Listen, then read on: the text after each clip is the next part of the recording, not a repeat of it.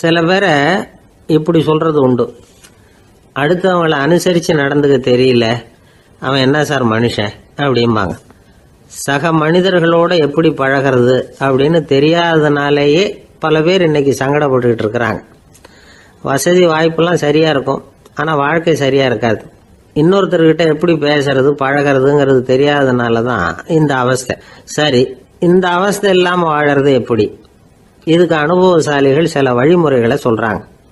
அதெல்லாம் என்னென்னங்கிறத இப்போ தெரிஞ்சுக்குவோம். முதல்ல நம்ம நாக்கு நம்ம கண்ட்ரோலில் இருக்கணும். வார்த்தைகளை கொட்டி விட்டு அதுக்கப்புறம் அள்ள முடியாமல் கடந்து கஷ்டப்படக்கூடாது. எப்படி பேசுகிறோங்கிறதும் முக்கியம், பேசுகிறப்ப எப்படி முகத்தை வச்சிருக்கிறோங்கிறதும் முக்கியம். அன்பாக பேசினாலும் நல்லா இருக்கும். அப்படி பேசுகிறப்ப ஆதரவாக அவர் தோள் மேலே ஒரு கையை போட்டுக்கிட்டு பேசினா இன்னமும் நல்லா இருக்கும். ரெண்டாவது விஷயம், இன்னொருத்தர்கிட்ட பேசுகிறப்ப வாக்குறுதிகளை அள்ளி வீசக்கூடாது. கொடுக்குற வாக்குறுதி குறைச்சலாக இருக்கணும். அப்படி கொடுத்த வாக்குறுதியை கண்டிப்பாக நிறைவேற்றணும். நாம் ஒருத்தரை பாராட்டுறோம் அல்லது அவரை பற்றி அபிப்பிராயம் சொல்கிறோம்னா அது ஆக்கப்பூர்வமாக இருக்கணும். நம்ம பாராட்டு அல்லது விமர்சனம் அடுத்தவருடைய முன்னேற்றத்துக்கு உதவுறது மாதிரி இருக்கணும். நாம் சொல்கிறத கேட்டுட்டு அவன் தலையில் கையை வச்சுட்டு உட்காந்துடக்கூடாது. எப்பவும் உற்சாகமாக இருக்கணும், முகம் மலர்ச்சியாக இருக்கணும். மனுஷன் இருந்தால் வருத்தம், கவலை, ஏமாற்றம் எல்லாம் இருக்க தான் செய்யும். அதெல்லாம் மனசில் இருக்கட்டும். அந்த வருத்தமும் கவலையும் ஏமாற்றமும் சேர்ந்துக்கிட்டு நம்ம முகத்தில் இருக்கிற மலர்ச்சியை மூடி மறைக்கிறதுக்கு நாம் இடம் கொடுத்துடக்கூடாது. எந்த விஷயத்தை பற்றி யாருக்கிட்ட பேசினாலும் வெளிப்படையாக பேசணும், திறந்த மனசோட பேசணும். மூடி மறைச்சி முன்னு முழுங்கிக்கிட்டு இருக்கக்கூடாது. இன்னொருத்தர்கிட்ட பேசுகிறப்போ விவாதம் பண்ணுங்க, அது தப்பு இல்லை. ஆனால் வாதாடிக்கிட்டு இருக்கக்கூடாது. அதாவது என்ன சொல்கிறாங்கன்னா, டிஸ்கஸ் பண்ணலாம், ஆர்கியூ பண்ணக்கூடாதான். நம்மக்கிட்ட இருக்கிற நல்ல குணங்களை நாம் எடுத்து சொல்லிகிட்டு இருக்கக்கூடாது. அந்த நல்ல குணங்களே நம்மளை பற்றி எடுத்து சொல்லணும், அது மாதிரி நடந்துக்கணும். அதே மாதிரி அடுத்தவங்க கிட்ட உள்ள கெட்ட குணங்களை பற்றி அவசியம் இல்லாமல் நாம் பேச வேண்டியதில்லை. உங்களை பற்றி யாராவது தப்பாக பேசுகிறாங்களா, அப்படி அவங்க பேசுகிறதுல உண்மை இல்லையா அப்படின்னா அதை நீங்கள் பொருட்படுத்த வேண்டியதில்லை, விட்டுடலாம். அது தானாக போயிடும். ஒரு 4-5 பேரோட பேசிக்கிட்டு இருந்தீங்கன்னா எல்லாருக்கும் முக்கியத்துவம் கொடுங்க, யாரையும் அலட்சியப்படுத்தாதீங்க. தமாஷா பேசலாம், ஆனால் அவங்க தமாஷ் அடுத்தவங்களை கேலி பண்ணுறதா இருக்கக்கூடாது. நமக்கு கிடைக்க வேண்டியது கிடைக்கலையே அப்படிங்கிற தவிப்பு நம்மகிட்ட இருக்கக்கூடாது, அது தேவையில்லை. உங்கள் செயல்பாடுகள் தெளிவாக இருக்கட்டும், பாராட்டு தானாக அவங்கள தேடிட்டு வரும். இன்னொரு மனுஷனுடைய மனசில் கௌரவமான ஒரு இடத்த பிடிக்கணும்னா நாம் இந்த குணத்தை எல்லாம் நம்மகிட்ட வளர்த்துக்கணும். இதெல்லாம் அனுபவசாலிகள் சொல்லியிருக்கிற குறிப்புகள். இந்த குறிப்புகளை சரியாக புரிஞ்சுக்கணும், அது முக்கியம். தப்பாக புரிஞ்சுக்கிட்டா என்ன ஆகும் தெரியுமா? இதை கேளுங்க. ஒருத்தர் வந்தார், சார் அடுத்தவங்க தோள் மேலே கையை போட்டுக்கிட்டு அன்பாக பேசணும்னு சொன்னீங்க, அப்படிதான் பேசினேன். அவர் முதுக கூட தட்டி கொடுத்தேன், என் வேலை போயிட்டுது சார், வீட்டுக்கு அனுப்பிச்சிட்டாங்க அப்படின்னார். யாருக்கிட்ட அப்படி பேசுனீங்கன்னு கேட்டோம். என் முதலாளிகிட்ட சார் அப்படிங்கிறார் ரொம்ப சோகமா. ஒரு சின்ன பையன் வந்தான், அவனை பார்த்து ஒரு கேள்வி கேட்டோம். ஏன்ப்பா உங்கள் வீட்டில் அம்மா புத்திசாலியா அப்பா புத்திசாலியா அப்படின்னு. அவன் அலட்சியமாக நம்மளை பார்த்து சிரிக்கிறான். என்ன சார் இது, இந்த காலத்தில் இது கூட தெரியாமல் இருக்கிறீங்களே அப்படிங்கிறான். ஒரு சின்ன பையன் நம்மளை பார்த்து இப்படி கேட்டு விட்டானே அப்படின்னு நினைக்கிறப்போ நமக்கு ஒரு மாதிரி ஆகிடும். அதுக்கப்புறம்தான் இந்த தாத்தா பாட்டியெல்லாம் சொல்கிற ஒரு கதை ஞாபகத்துக்கு வந்தது. அது என்ன கதை தெரியுமா? ஒரு ஊரில் ஒரு அம்மாவும் பிள்ளையும் இருந்தாங்களாம். அந்த மகனுக்கு திடீர்னு தேசாந்திரம் போய் வரணும்னு ஆசை வந்துட்டுது. ஊராக போய் சுற்றி பார்க்கணுங்கிற ஆசை. அந்த அம்மாவுக்கு இது பிடிக்கல. மகனை பிரிஞ்சு இருக்கிறதுக்கு அவங்க மனசு இடம் கொடுக்கல. வேணாப்பான்னு சொல்லி பார்த்தாங்க, அவன் கேட்கல. திடீர்னு புறப்படவும் செஞ்சுட்டான். சரி, இனிமேல் அவனை தடுக்க முடியாதுன்னு முடிவு பண்ணிக்கிட்டாங்க அந்த அம்மா. இருந்தாலும் புத்திசாலித்தனமாக ஒரு யோசனை பண்ணாங்க. மகனை கிட்டத்தில் கூப்பிட்டாங்க, அவங்ககிட்ட சொன்னாங்க, இதை பாருப்பா, நீ தேசாந்திரம் போகிறதுன்னு தீர்மானம் பண்ணிவிட்ட, அதை நான் தடுக்கலை, போயிட்டு வந்துடும். ஆனால் போகிறதுக்கு முன்னாடி எனக்கு ஒரு வாக்குறுதி கொடுத்துட்டு போ அப்படின்னாங்க. போகிறப்போ ராத்திரியாக இருந்தாலும் பகலாக இருந்தாலும் சரி புளிய மரத்து நிழலில் தான் தங்கணும். திரும்பி வர்றப்போ இரவும் பகலும் நீ வேப்ப மரத்து நிழல்லே தங்கணும் அப்படின்னாங்க. சரி அப்படியே செய்கிறேன்னு சொல்லி வாக்குறுதி கொடுத்தான் பையன். புறப்பட்டு போனான். போகிற வழியில் புளிய மரத்து நிழல்லே தங்கினான், தூங்கினான். அப்படி போய்கிட்டே இருந்தான். 7வது நாள் அவன் உடம்பு சுகமில்லாமல் போயிட்டுது. ரொம்பவும் பலவீனமாயிட்டான். இனிமேல் நடக்க முடியாதுங்கிற நிலைமை வந்துட்டுது. யோசிச்சு பார்த்தான், சரி இதுக்கு மேலே போக வேண்டாம் அப்படின்னு முடிவு பண்ணிட்டு திரும்பி வர ஆரம்பிச்சுட்டான். திரும்பி வர்றப்போ வழியில் வேப்ப மரத்து நிழலையே தங்கி தங்கி வந்தான். நாளுக்கு நாள் உடம்பு சரியாக வந்துட்டுது. 7வது நாள் வீட்டுக்கு வந்து சேர்றான். உடம்பு பழையபடியே கலகலப்பாயிட்டுது. பூரண சுகம். தேசாந்திரம் போன பையன் திரும்பி வந்துட்டானே அப்படின்னு அந்த அம்மா ஆச்சரியப்படலை. ஏன்னா அவங்களுக்கு தெரியும் இப்படி ஆகும்னு. பையன் சீக்கிரமாக திரும்பி வரணுங்கிறதுக்காக தான் அவங்க அந்த யோசனையை சொன்னாங்க. என்ன விஷயங்கிறதையும் அவங்களே சொன்னாங்க. மகனே, புளிய மரத்து நிழல் உடம்புக்கு உஷ்ணத்தை கொடுக்கும், சீக்க உண்டாக்கும்.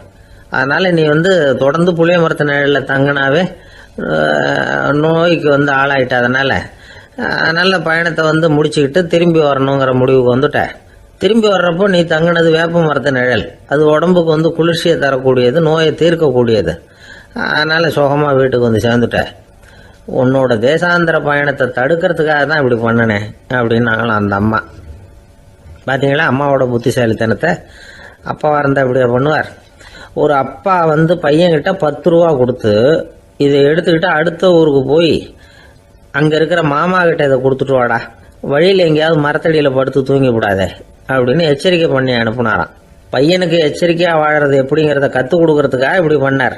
அவன் பணத்தை வாங்கிக்கிட்டு போனான். அப்பா சொன்னதை மறந்துட்டு ஒரு மரத்தடியில் படுத்து தூங்கிட்டான். அவனுக்கு தெரியாமல் அவன் பின்னாடியே போன அப்பா அவன் கையில் இருந்த அந்த 10 ரூபாயை நைஸாக எடுத்துகிட்டு வந்துட்டார். அவன் பையில் தானே வச்சுருந்தான், அது தெரியாமல் எடுத்துகிட்டு வந்துட்டார். அவன் தூங்கிக்கிட்டு இருக்கான். எடுத்துகிட்டு ஒரு மறுபடியும் வீட்டுக்கு வந்துட்டார். பையன் முழிச்சுக்கிட்டு பையை தடவி பார்க்குறான், பணத்தை காணும். அழுதுகிட்டே திரும்பி வந்தான். அப்பா கிட்ட விஷயத்த சொன்னான். அப்பா சிரிச்சுக்கிட்டே சொன்னார், அதுக்கு தான்ப்பா ஆரம்பத்திலேயே எச்சரிக்கை பண்ணினேன், இனிமேலாவது நீ ஜாக்கிரதையாக இருக்கணும் அப்படிங்கிறதுக்காக தான் இப்படி பண்ணினேன். அந்த பணம் எங்கேயும் போயிடல, நான் தான் அதை உனக்கு தெரியாமல் எடுத்து வச்சிருக்கிறேன். இதோ பாரு அப்படின்னு சொல்லிக்கிட்டு சைடு பாக்கெட்டில் கையை விட்டா அது ஓட்டையாக இருக்குது. அதை எவனோ ஏற்கனவே கத்திரிச்சு எடுத்துகிட்டு போயிட்டான். இப்போ அப்பா முகத்தில் அசடு வழிஞ்சுதான். ஒரு ஆள் இருந்தான், நிறைய பணம் சம்பாதிச்சான். ஆனால் செலவு பண்ண மனசு வரல, கருமி. அவன் என்ன பண்ணா, சேர்த்த பணம் பூராவையும் ஒரு மரத்தடியில் புதைச்சி வச்சுருந்தான். வாரத்துக்கு ஒரு தடவை அந்த மரத்தடிக்கு வருவான். புதைச்ச இடத்த ஆவலோடு பார்த்துக்கிட்டு இருப்பான். அதுக்கப்புறம் போயிடுவான். அவ்வளவுதான். ஒரு நாள் ஒரு திருடன் வந்தான். இவன் புதைச்சி வச்சுருந்ததெல்லாம் எடுத்துகிட்டு போட்டான். இது தெரிஞ்சு போச்சு. அந்த கருமி புலம்ப ஆரம்பிச்சிட்டான். இவன் புலம்பலை கேட்டதும் அக்கம் பக்கத்தில் இருந்தவங்கெல்லாம் ஓடி வந்தாங்க.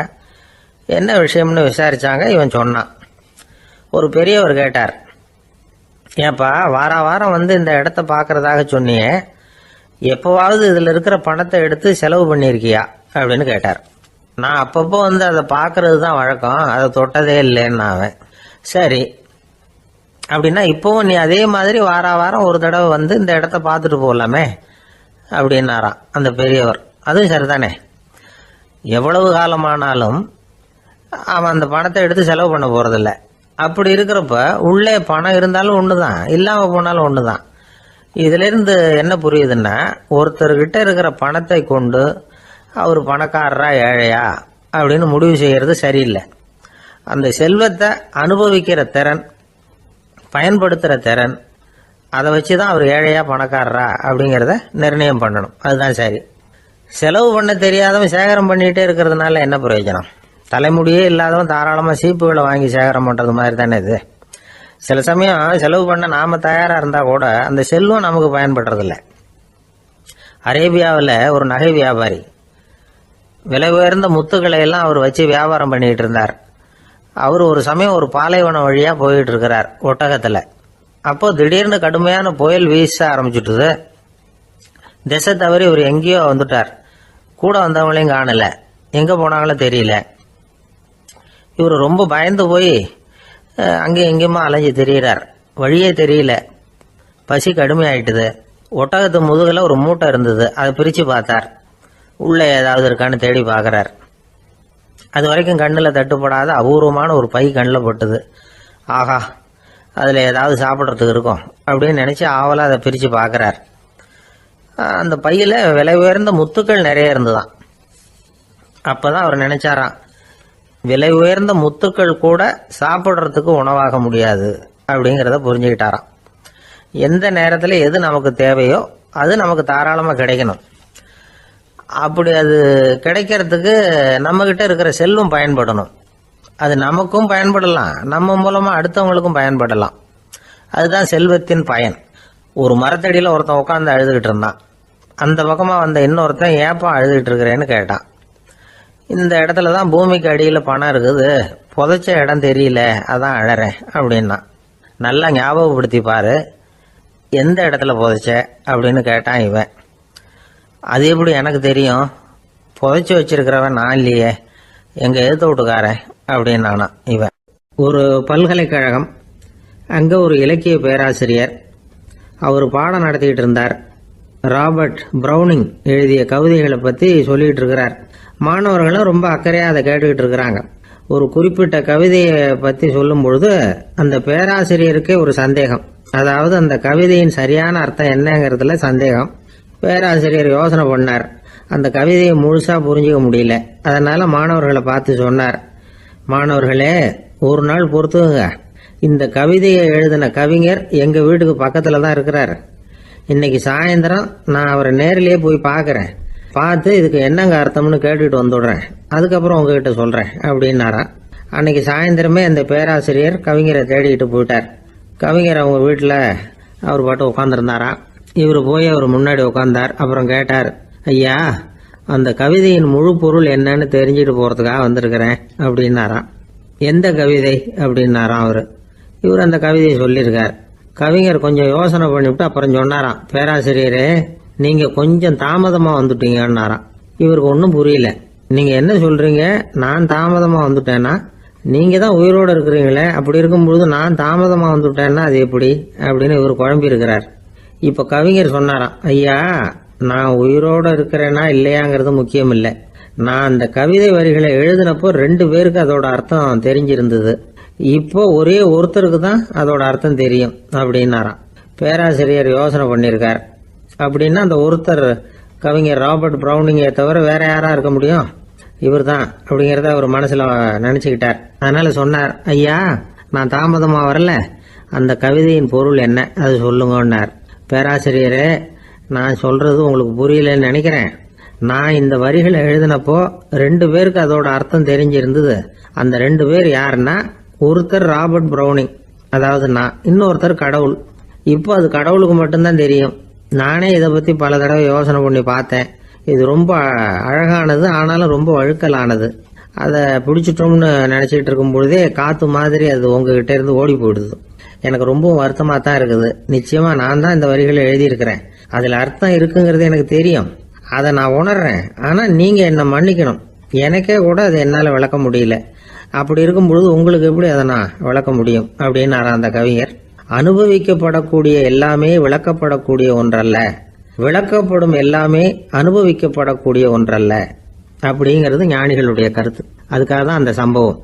வாழ்க்கையில் நீங்கள் தொடர்ந்து ஆய்வு செய்து கொண்டே இருக்கக்கூடிய விளக்கங்களை ஒருபோதும் அடைய முடியாத பரிமாணங்கள் இருக்கிறதுனால தான் அது அலுப்பு தட்டாமல் இருக்குது. உங்களால் நிறைய அனுபவிக்க முடியும், இருந்தாலும் நீங்கள் அனுபவித்து அறிந்த விஷயங்கள் கூட வார்த்தைகளால் விளக்கப்பட முடிவதில்லை அப்படிங்கிறது பெரியோர் சிந்தனை. இதெல்லாம் ஒரு பக்கம் இருக்கட்டும். நமக்கு தெரிஞ்ச பேராசிரியர் ஒருத்தர் 1 மணி நேரம் ரொம்ப விவரமாக வகுப்பு எடுத்தார். கடைசியாக சொன்னார், மாணவர்களே, ரொம்பவும் எளிமையாக விளக்கமாக எல்லா விவரமும் சொல்லியிருக்கிறேன். அதனால் இதில் உங்களுக்கு சந்தேகம் வர்றதுக்கு வாய்ப்பே இல்லை. இருந்தாலும் கேட்க வேண்டிய கடமை கேட்குறேன். இது வரைக்கும் நடத்தினதில் யாருக்காவது ஏதாவது சந்தேகம் உண்டா அப்படின்னு கேட்டாராம். எனக்கு ஒரே ஒரு சந்தேகம்தான் சார் அப்படின்னு எழுந்திரிச்சு நிற்கிறான் ஒருத்தன். என்னன்னு கேட்டாராம். இது வரைக்கும் நீங்கள் என்ன பாடம் சார் நடத்துனீங்க அப்படின்னானா அவன். பந்திக்கு முந்தர ஆசாமிகள் நம்மள பல பேர் உண்டு. அப்படி முந்தறதுக்கு கூட முயற்சி பண்ணுறவங்க நிறைய பேர் இருக்கிறாங்க. இதில் என்ன ஒரு விஷயம்னா, பந்திக்கு முந்தறது கூட தப்பு இல்லை. ஆனால் அப்படி ஒரு விருந்தில் ஆளாக போய் உட்காந்து சாப்பிட்டா கூட வெளியில் வர்றப்ப என்ன பெரிய விருந்து வச்சுட்டான், சாம்பாரில் உப்பு இல்லை, ரசத்தில் காரம் இல்லை அப்படின்னு குறை சொல்லிகிட்டே வர்றது இருக்கு பாருங்க, அது சரியில்லை, நாகரிகமும் இல்லை. கல்யாண பத்திரிகையில் என்ன போட்டிருக்குது, என் பொண்ணுக்கும் இன்னொரு பையனுக்கும் கல்யாணம், எல்லாரும் குடும்பத்தோடு வந்திருந்து மணமக்களை ஆசீர்வதிக்கணும், இப்படி தானே போட்டிருக்கோம். குடும்பத்தோடு விருந்து சாப்பிட்டு சாப்பாடு எப்படி இருக்குன்னு அபிப்பிராயம் சொல்லிவிட்டு போங்க அப்படின்னா போட்டிருக்கு கல்யாண பத்திரிகையில். ஒருத்தர் வீட்டு விசேஷத்துக்கு போயிருக்கோம்னா எவ்வளவோ அசௌகரியங்கள் நமக்கு ஏற்படலாம். ஏராளமான கூட்டம் வந்திருக்கும். எல்லாரையும் அவங்க தனித்தனியாக கவனிச்சுக்கிட்டு இருக்க முடியாது. நாம தான் அனுசரித்து நடந்துக்கணும். நாமளா போய் வாழ்த்த வேண்டியவங்களை வாழ்த்தி விட்டு சேரணும். அதை விட்டுட்டு பத்திரிக்கை கொடுத்தானேன்னு போனேன், கவனிப்பே சரியில்லை அப்படின்னு புலம்பிக்கிட்டு இருக்கக்கூடாது. ஒரு விருந்துக்கு போனால் அங்கே எப்படி நடந்துக்கணும் அப்படிங்கிறத பற்றி கூட அனுபவசாலிகள் சில விவரங்கள்லாம் சொல்லியிருக்கிறாங்க. இந்த காலத்தில் கல்யாணம், பிறந்த நாள், அது இதுன்னு நிறைய விருந்துகள் நடக்குது. அதெல்லாம் எதுக்காக? மனித உறவுகளை வளர்த்துக்கிறதுக்காக தான், வேற எதுக்கு? ஒரு விருந்துக்கு போனால் அமைதியாக பொறுமையாக போய் உட்காரணும். அடித்து பிடிச்சிக்கிட்டு இடத்த பிடிக்க போகிறேன் அப்படின்னு நிற்கக்கூடாது. முதல் பந்தி நடந்துக்கிட்டு இருந்தால் அது முடிஞ்சு இலை எடுத்து சுத்தம் பண்ணதுக்கு அப்புறம் போய் உட்கார்றது தான் நாகரீகம். இலை எடுக்கிறதுக்கு முன்னாடியே அங்கே போய் உட்காந்தா நல்லா இருக்காது. நீங்கள் சாப்பிட்டுட்டு உட்காந்துருக்கீங்களா, சாப்பிட்றதுக்கு உட்காந்துருக்கீங்களா, பார்க்குறவங்களுக்கு சந்தேகம் வந்துடும்.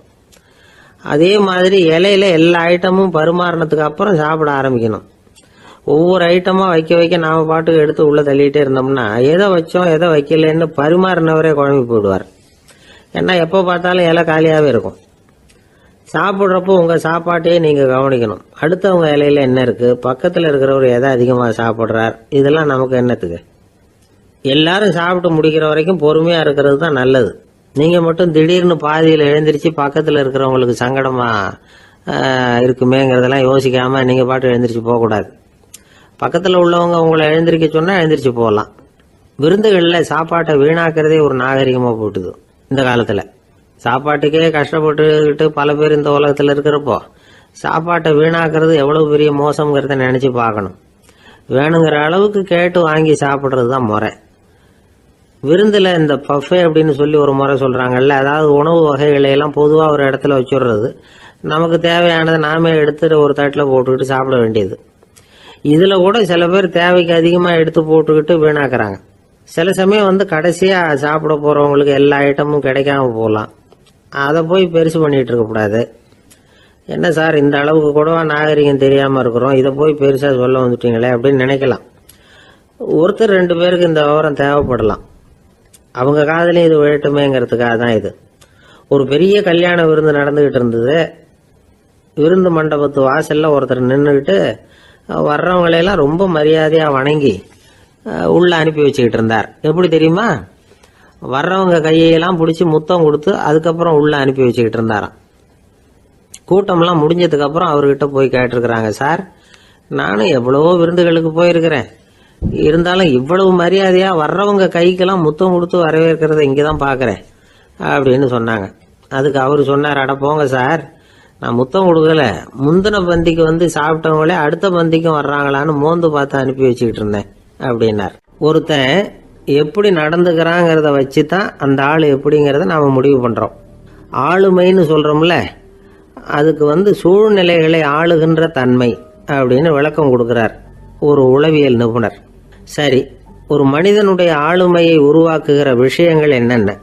பிறப்பு, வளர்க்கப்பட்ட விதம், படிப்பு, நண்பர்கள், சமுதாயம், இப்படி நிறைய உண்டு. ஆளுமையின் அடிப்படையில் சில மனநோய்கள் உண்டாகுது. அதெல்லாம் என்னென்னங்கிறத தெரிஞ்சு வச்சுக்கிட்டோம்னா நம்ம கூட இருக்கிறவங்கள அடையாளம் கண்டுபிடிக்கிறதுக்கு அது ரொம்ப உபயோகமாக இருக்கும். ஃப்ரெனாய்டு ஆளுமை அப்படின்னு ஒன்று. இந்த கோளாறு உள்ளவங்க எப்படி இருப்பாங்க தெரியுமா? அதிக உணர்ச்சி, சந்தேகம், பொறாமை இதெல்லாம் அதிகமாக இருக்கும். வளைஞ்சு கொடுக்க மாட்டாங்க. அடுத்தவங்களோட இணக்கமான உறவு இருக்காது. அவங்க செய்கிற தப்புக்கெல்லாம் அடுத்தவங்களை குறை சொல்லிகிட்டு இருப்பாங்க. இது ஒரு ரகம். அடுத்தது ஸ்கிசாய்டு ஆளுமை அப்படின்னு சொல்கிறாங்க. இந்த கோளாறு உள்ளவங்க அடுத்தவங்களோட பழக கூச்சப்படுவாங்க. சின்ன வயசுலேயே இது ஆரம்பமாயிடுது. பகல் கனவுலேயே சஞ்சரிப்பாங்க. அவங்களுடைய விரோதம், கோபம் இதை கூட வெளியில் காட்டிக்க முடியாமல் இருப்பாங்க. இவங்களுக்கு அகமுகம், பிரச்சனைகள்லேருந்து ஒதுங்கி எதுலேயும் ஈடுபாடு இல்லாதவங்களாக இருப்பாங்க. இப்படி ஒரு ரகம். அடுத்தது சைக்ளோதமிக் ஆளுமை அப்படின்னு சொல்கிறாங்க. அது என்னென்னா உணர்ச்சிகளில் ஏற்றத்தாழ்வு அதிகமாக இருக்குமா. சில சமயம் பார்த்தா மகிழ்ச்சியாக இருப்பாங்க, சில சமயம் சோகமாக உட்காந்துருப்பாங்க. அவங்க மனநிலைக்கு தகுந்த மாதிரி சமூக நிகழ்ச்சிகளில் பங்கெடுத்துக்குவாங்க.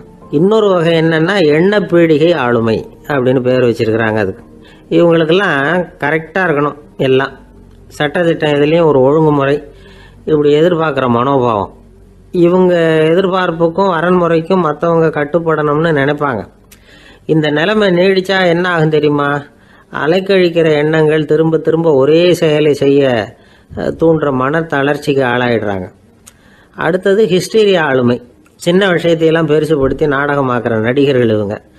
உணர்ச்சி அதிகம் உள்ளவங்க. இவங்க மன எழுச்சியில் பக்குவமின்மை, குழந்தைத்தனம், முதிர்ச்சியின்மை எல்லாம் இருக்கும். தன்னலம் மிக்க குணம். பிறர் தன்னை மட்டுமே கவனிக்கணும்னு நினச்சி செயல்படுறது, இதெல்லாம் இவங்க அடையாளம். அடுத்த ரகம் எப்படின்னா வளர்ச்சியற்ற ஆளுமைன்னு சொல்கிறாங்க. அடுத்தவங்களோட இணங்கி போக முடியாதவங்க, அறிவு, மன எழுச்சி, சமூக உறவு இதில் எல்லாம் போதுமான வளர்ச்சியையும் நிறைவையும் பெற முடியாதவங்க. இவங்களால வாழ்க்கையில் முன்னேற முடியாது. பிச்சைக்காரங்க, குற்றவாளிகள் இவங்க கிட்டெல்லாம் இது மாதிரியான ஆளுமை அதிகமாக இருக்குமா. அடுத்தது என்னென்னா சோர்வு உடைய ஆளுமை. எதுலேயும் உற்சாகம் இல்லாமல் சோர்ந்து போயிருப்பாங்க. அதுக்கெல்லாம் நமக்கு வலிமை இல்லைப்பா அப்படின்னு சொல்லிட்டு இருப்பாங்க. சின்ன விஷயங்களுக்கெல்லாம் அதிர்ச்சி அடையிறது, வாழ்வின் சுவையை அனுபவிக்க முடியாதவங்க. இன்னொரு ரகம் இது கொதித்தெழும் ஆளுமைங்கிறாங்க. எதுக்கு எடுத்தாலும் ஆத்திரம், குரோதம், வன் செயல் இதுலெல்லாம் ஈடுபாடு இப்படி உள்ளவங்க. நத்தை வகை ஆளுமை அப்படின்னு ஒன்று. அடுத்தவங்க மேலே விரோதம் இருக்கும், அடிக்கணுங்கிற எண்ணம் இருக்கும். ஆனால் அதை அப்படியே வெளியில் காட்டாமல் அதே சமயம் அமைதியான முறையில் வெறுப்பை வெளிக்காட்டுற ரகம். இவங்கெல்லாம் பேசாமல் கம்முன்னு இருந்துக்கிட்டே நினைச்சதை நிறைவேற்றிக்கிடுவாங்க. முன்ஜாக்கிரதை ஆளுமை அப்படின்னு ஒரு ரகமா. பாதுகாப்பின்மை, சந்தேகம், முழுமையின்மை, அறவேக்காட்டுத்தனம் இந்த மனப்போக்கு அதிகமாக இருக்கிறதுனால அகம்பாவம், புடிவாதம், எச்சரிக்கை எல்லாம் அளவுக்கு மீறி இருக்கும். இதுவரைக்கும் நாம் பேசிக்கிட்டு இருந்த ஆளுமை பண்புகள் அளவுக்கு அதிகமாக போயிட்டுதுன்னா ஆளுமை கோளாறுகள் ஏற்படும். அதன் அடிப்படையில் மனவியாதிகள் வருமா. அதனால் இணக்கமான எல்லாரும் விரும்புகிற இயல்பான ஆளுமையை பெறுவதற்கு நாம் முயற்சி செய்யணும் அப்படிங்கிறது மனோதத்துவ நிபுணர்களுடைய ஆலோசனை. ஒருத்தர் ஒரு மனோதத்துவ டாக்டரை தேடிட்டு வந்தாராம். டாக்டர், எனக்கு மனசில் ஏதோ வியாதி, ஆளுமை கோளாறு, அதாவது எனக்கு சீக்கிரமாக செத்து போனால் தேவையில்லைன்னு தோணுது அப்படின்னாராம். உடனே அந்த டாக்டர், சரி அப்படின்னா இங்கே இருங்க, நான் வைத்தியம் பார்க்குறேன் அப்படின்னாராம். ஒருத்தர் முகத்தை தொங்க போட்டுக்கிட்டு ஒரு மாதிரியாக வந்தார். என்ன விஷயம்னு விசாரித்தேன். என்னுடைய நண்பன் ஒருத்தங்கிட்ட கருத்து வேறுபாடு, இனிமேல் நமக்குள்ளே எந்த சம்மந்தமும் வேணாம்னு நட்பை முறிச்சிட்டு வந்துட்டேன்னா. நண்பர்கள்னு இருந்தால் கருத்து வேறுபாடு வரத்தான் செய்யும்னு. கருத்து வேறுபாடு வராமல் இருக்கிறதுக்கு ஏதாவது வழி உண்டா அப்படின்னு கேட்டாங்க. அதை பற்றி நிபுணர்கள் சில யோசனைகளை சொல்லியிருக்கிறாங்கன்னு. முதல் விஷயம் என்னென்னா, உங்கள் நண்பனுக்கு ஒரு செய்தி சொல்லணும்னா அதை நீங்களே நேரடியாக சொல்லுங்கள், அல்லது உங்கள் கைப்பட கடிதம் எழுதுங்க. அதாவது நேரடி தொடர்பு முக்கியம். அதை விட்டுட்டு இன்னொருத்தர் மூலமாக நண்பர்களுக்கு செய்தி அனுப்புனா நீங்கள் சொல்கிற செய்தி அப்படியே போய் சேராது, அது சேதமாயிடும். கூட்டி குறைச்சி சொல்லிவிடுவாங்க, அது குழப்பத்தில் கொண்டாந்து விட்டுரும். இது ஒரு யோசனை. ரெண்டாவது யோசனை என்னென்னா, நீங்கள் ஒரு நல்ல காரியத்தை செய்யும் பொழுது உங்கள் நண்பரையும் சேர்த்துக்குங்க, அவருக்கும் அதில் ஒரு ஈடுபாட்டை உருவாக்குங்க. மூணாவது யோசனை, நம்ம பக்கத்தில் இருக்கிற நண்பர் மகிழ்ச்சி அடைகிற மாதிரி ஏதாவது செய்யணும். சின்ன சின்ன செயல்களாக இருந்தாலும் பரவாயில்ல, அவர் நமக்கு எதுவும் செய்யலையே, நாம் எதுக்கு செய்யணும் அப்படின்னு நினச்சிக்கிட்டு இருக்கக்கூடாது. நாலாவது யோசனை என்னென்னா, உங்களுக்கு ஒரு பிரச்சனையா அல்லது உங்கள் நண்பருக்கு ஒரு பிரச்சனையா, எதுவாக இருந்தாலும் 2 பேரும் சேர்ந்து உட்காந்து ஆலோசனை பண்ணுங்கள். நம்ம யோசனையும் கேட்கப்படுதே அப்படிங்கிற நினைப்பே அவருக்கு ஒரு மன நிறைவை உண்டாக்குமா. 5வது யோசனை, உங்கள் நண்பர் ஏதோ ஒரு காரியத்தை செய்கிறார், நீங்கள் உடனே அவசரப்பட்டு நீ செய்கிறது தப்புன்னு தீர்ப்பு சொல்லக்கூடாது. அவர் அதை செய்யறதுக்கான நியாயங்கள் எவ்வளோ இருக்கும், அதை புரிஞ்சுக்கிறதுக்கு முயற்சி பண்ணணும். 6வது யோசனை, உங்கள் நண்பர் என்ன சொன்னாலும் அதை பொறுமையாக கேளுங்க. அவர் சொல்கிறத புரிஞ்சுக்கணும், அவர் சொல்ல விரும்புகிறத புரிஞ்சுக்கணும், அவர் சொல்ல முடியாமல் தவிக்கிறதையும் புரிஞ்சுக்கணும். இப்படி 3 விதமாகவும் அவரை புரிஞ்சுக்கிட்டு அதுக்கு தகுந்த மாதிரி செயல்படணும்.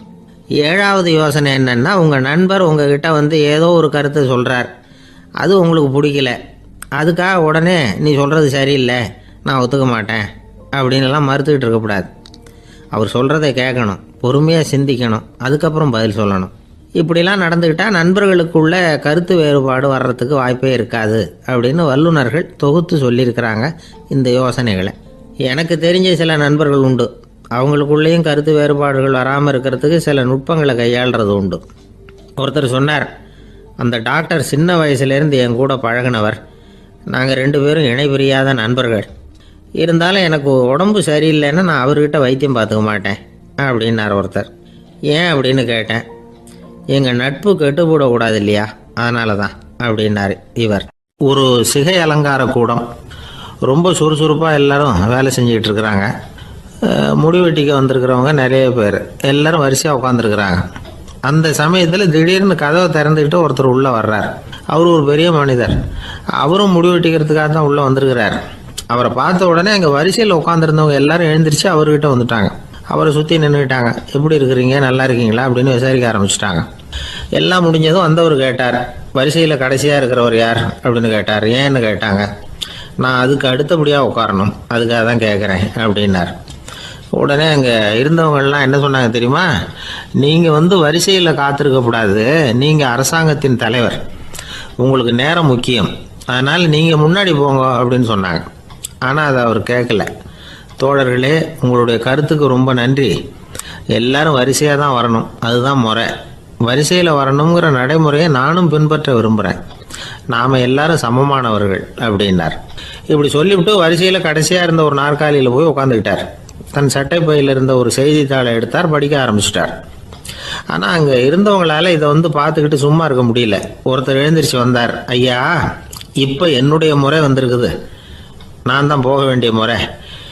உங்களை இங்கே காத்திருக்க வைக்கிறத விட ஒரு 5 ஆண்டுகளுக்கு கூட நான் முடி வெட்டிக்காமே இருந்துட முடியும் அப்படின்னார். அவர் மறுபடியும் சொன்னார், ஐயா, நீங்கள் வரிசை முறையை தாண்டி போக விருப்பப்படல, சரி, ஆனால் என்னுடைய முறையை மாற்றி கொடுக்கறதுக்கு எனக்கு முழு உரிமை இருக்குது. இதுக்கு பதிலாக உங்களுடைய கடைசி இடத்த நான் எடுத்துக்கிறேன், இதை நீங்கள் மறுக்க முடியாதுன்னார். அங்கே இருந்த மற்றவங்களும் இதை ஒரு மனசாக வற்புறுத்த ஆரம்பிச்சிட்டாங்க. அந்த பெரிய மனிதர் பார்த்தார், சரின்னு கடைசியாக ஒத்துக்கிட்டார். அவர் யார் தெரியுமா? அவர் தான் மாவீரர் லெனின். ரஷ்யாவில் கிரெம்ளின் சிகை அலங்கார கூடத்தில் தான் இது நடந்தது. எல்லாரும் இந்நாட்டு மன்னர்கள்னு வாயளவில் பேசுகிறதுல என்ன பிரயோஜனம்? நாம் எல்லாரும் சமங்கிறத நடைமுறையில் கடைபிடிச்சி காட்டினவங்க கொஞ்சம் பேர் தான். அவங்களில் ஒருத்தர் தான் லெனின். வரிசையில் நின்று வர்றதுங்கிறது ஒரு சிறந்த பண்பு, உயர்ந்த பண்பு. இன்றைக்கி பல இடங்களில் அது நமக்கு தேவைப்படுது. ஒரு ரேஷன் கடைவாசல், கடை திறக்கிறதுக்கு முன்னாடியே எல்லாரும் வரிசையில் நின்றுட்டாங்க. கடைசியாக வந்த ஒருத்தர் க்யூவில் முன்னாடி போகிறதுக்கு முயற்சி பண்ணுறார். ஏற்கனவே நின்றுட்டு இருக்கிறவங்க அவரை முன்னாடி போகிறதுக்கு விட மாட்டேங்கிறாங்க. கடைசியாக போய் நில்லையா அப்படின்னு எல்லாரும் கத்துறாங்க. அதான் அவர் காதில் வாங்கலை. முண்டி அடிச்சுக்கிட்டு முன்னாடி போகிறதுக்கே முயற்சி பண்ணிகிட்டு இருக்கிறார். எல்லாரும் சேர்ந்து அவரை வலுக்கட்டாயமாக இழுத்து கொண்டாந்து பின்னாடி கொண்டு போய் நிறுத்திவிட்டாங்க. நிறுத்திவிட்டு சொன்னாங்க, இதை பாருப்பா, நாங்கள் இருக்கிற வரைக்கும் நீங்கள் முன்னாடி போய் எதையும் வாங்க முடியாது, தெரிஞ்சுக்கோ அப்படின்னாங்க. இப்போ அந்த ஆள் சொன்னாராம், நான் இங்கே பின்னாடி நிற்கிற வரைக்கும் நீங்களும் எதுவும் வாங்க முடியாது அப்படின்னாராம். ஏன்னு கேட்டிருக்கிறாங்க. நான் தான் அந்த கடையை திறக்க வேண்டிய ஆள் அப்படின்னா. ஒருத்தர் ஒரு தவறு செஞ்சு விடுறாருன்னு வச்சுக்கோங்க. உடனே நீ செஞ்சது தவறு அப்படின்னு சொல்கிறது ஒரு வகை. அதுக்கு பதிலாக எது சரின்னு அவர் புரிந்து கொள்ள உதவி செய்கிறது இன்னொரு வகை. இந்த 2வது வகை இருக்குது பாருங்கள், நிர்வாக இயலில் இது ரொம்ப முக்கியம். அலுவலகத்தில் வேலை பார்க்குற ஒருத்தர் முக்கியமாக தெரிஞ்சுக்க வேண்டியது என்ன தெரியுமா? சக ஊழியர்கள்கிட்ட எப்படி பழகணும், மேலதிகாரிகள்கிட்ட எப்படி பழகணும், தனக்கு கீழே வேலை செய்கிறவங்கக்கிட்ட எப்படி பழகணும், வாடிக்கையாளர்கள்கிட்ட எப்படி பழகணும், இவங்க எல்லார்கிட்டையும் செம்மையான உறவை ஏற்படுத்திக்கிறது எப்படி. இதையெல்லாம் சொல்லிக் கொடுக்குற பாடம் தான் இன்டர் பர்சனல் ஸ்கில், திறமையான உறவு அப்படிங்கிறது. எந்த வேலையில் இருந்தாலும் சரி, இந்த உறவுகளை வளர்க்கும் திறன் உள்ளவங்க சீக்கிரம் முன்னுக்கு வந்துடுறாங்க. மற்றவங்க கிட்ட உறவை பலப்படுத்திக்கிறது எப்படி அப்படின்னு தெரிஞ்சுக்கிட்டோம்னா எந்த ஒரு தடையையும் சுலபமாக தாண்டி செய்கிற தொழிலில் முன்னுக்கு வந்துடலாம். ஹார்வர்டு பல்கலைக்கழகத்தில் ஒரு கணக்கெடுப்பு பண்ணி பார்த்தாங்களாம். பார்க்குற வேலையில் எது மாதிரி குணாதிசயம் உள்ளவங்க வேகமாக முன்னுக்கு வர்றாங்க அப்படின்னு தெரிஞ்சுக்கிறதுக்காக இந்த கணக்கெடுப்பு. வெவ்வேறு துறையில் வேகமாக முன்னுக்கு வந்திருக்கிற பல பேரை சந்தித்து இந்த சர்வேயை நடத்தியிருக்கிறாங்க. அவங்க கண்டுபிடிச்சி சொல்லியிருக்கிற உண்மை என்ன தெரியுமா? ஒருத்தர் ஒரு வேலையில் இருந்தால் அது சம்பந்தப்பட்ட சப்ஜெக்ட் பற்றிய அறிவு 35% இருந்தால் போதுமா. ஆனால் உறவுகளை வளர்க்கக்கூடிய திறன், இன்டர் பர்சனல் ஸ்கில்லு 65% வேணும். இப்படி உள்ளவங்க சீக்கிரம் முன்னுக்கு வந்துடுறாங்களாம். அதனால் ஒருத்தருக்கு வேலை சரியாக புரியலைன்னா கூட விவரமாக மற்றவங்கக்கிட்ட பழகிறது எப்படின்னு புரிஞ்சால் போதும், அவர் முன்னுக்கு வந்துடலாம். அலுவலகங்களில் மட்டும் இல்லை, எல்லா இடங்கள்லையும் இது ரொம்ப முக்கியம். வீட்டுக்குள்ளேயும் இது ரொம்ப முக்கியம், வீட்டுக்கு வெளியேயும் இது முக்கியம். அடுத்தவங்க கிட்ட பழகிறது எப்படிங்கிறத தெரிஞ்சிக்காதவன் வாழ்க்கையில் முன்னேற முடியாது. இன்றைக்கி ஆயுதங்களால் காயப்படுத்தி கொள்ளுகிறவர்களை விட வார்த்தைகளால் காயப்படுத்தி கொள்ளுகிறவர்கள் தான் அதிகம். பெரியவங்க என்ன சொல்கிறாங்க தெரியுமா? நீங்கள் இந்த பூமியில் பிறந்ததன் அர்த்தம் பூர்த்தி ஆகணும்னா அடுத்தவங்களுக்கு உதவி பண்ணுங்க. அடுத்தவங்களுக்கு உதவி செய்ய முடியாவிட்டால் கூட பரவாயில்லை, ஆனால் யாரையும் புண்படுத்தி விடாதீங்க அப்படின்னு சொல்கிறாங்க. எனக்கு தெரிஞ்ச ஒருத்தர் ஒரு அலுவலகத்தில் வேலை பார்க்குறார். அவர் சொல்லுவார், எனக்கு இந்த இன்டர்பர்சனல் ஸ்கில் ரொம்ப அதிகம் சார். சக ஊழியர்கள்கிட்ட ரொம்ப சுமூகமாக நடந்துக்குவேன். என் கூட வேலை பார்க்குற ஒருத்தருக்கு ஏதாவது ஒரு கஷ்டம்னா அந்த சமயத்தில் அவர் செய்ய வேண்டிய வேலையை நான் செஞ்சிருவேன் சார் அப்படிம்பார். நான் அவர்கிட்ட சமீபத்தில் அப்படி ஏதாவது செஞ்சுருக்கீங்களா அப்படின்னு கேட்டேன். செஞ்சுருக்கேன் சார். போன வாரம் புதன்கிழமை ஆஃபீஸில் என் பக்கத்து சீட்டுக்காரருக்கு வயிற்று வலி. உடனே நான் மெடிக்கல் லீவ் போட்டுவிட்டு எங்கள் வீட்டுக்கு போயிட்டேன் சார் அப்படின்னார். ஒரு சீன தேசத்து அரசர் இருந்தார். அவருக்கு வயசாயிட்டுது. அவருக்கு அடுத்தபடியாக அவருடைய புள்ள பட்டத்துக்கு வரணும், ஆட்சி பொறுப்பை ஏற்றுக்கணும். ஒரு நல்ல தலைவனுக்கு இருக்க வேண்டிய பண்புகள்லாம் தன்னுடைய மகனுக்கு இருக்கணும்னு விரும்பினார் அந்த அரசர். அதனால் இளவரசனை பக்கத்தில் இருந்த ஒரு குரு கிட்ட அனுப்புனார். இளவரசன் அவர்கிட்ட போய் சேர்ந்தான். அந்த குரு என்ன பண்ணார் தெரியுமா? இவனை பார்த்து சொன்னார், இதை பாருப்பா, நீ என்ன பண்ணுற, இப்போவே பக்கத்தில் இருக்கிற காட்டுக்கு போ, நடு காட்டில் போய் ஒரு இடத்துல உட்காந்துக்கோ. அங்கே என்னென்ன சத்தம்லாம் உன் காதில் விழுதுன்னு கவனித்து கேளு. உன் காதில் விழுந்த ஓசைகள் என்னென்னங்கிறத என்கிட்ட வந்து சொல்லு, அதுதான் எனக்கு தெரியணும், உனக்கு வேலையும் அதுதான் அப்படின்னு சொல்லி அனுப்பி வச்சுட்டார். இளவரசன் காட்டுக்கு போனான். குரு சொன்னபடியே ஒரு இடத்துல உட்காந்து கவனித்து கேட்டான். அதுக்கப்புறம் குருக்கிட்ட திரும்பி வந்தான். என்னென்ன சத்தம்லாம் கேட்ட அப்படின்னு கேட்டார் குரு. குருவே, காட்டில் நான் பறவைகள் சத்தம்லாம் கேட்டேன், மிருகங்களின் ஓசையையும் கேட்டேன், இதை தவிர இடி மின்னல் மழை இதுகளோட சத்தத்தையும் கேட்டேன் அப்படின்னா. குரு யோசனை பண்ணார், நீ இன்னமும் சரியாக கேட்கல, அதனால் மறுபடியும் காட்டுக்கு போ, கொஞ்ச நாள் தங்கியிருந்து கேட்டுட்டு வா அப்படின்னார். இளவரசனுக்கு ஒன்றும் புரியல.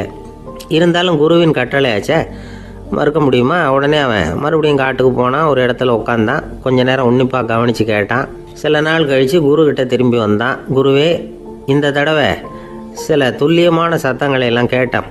தேனீ பறக்கிற சத்தம், நீரோடையின் மெல்லிய ஓசை, இதெல்லாம் கேட்டேன்னா.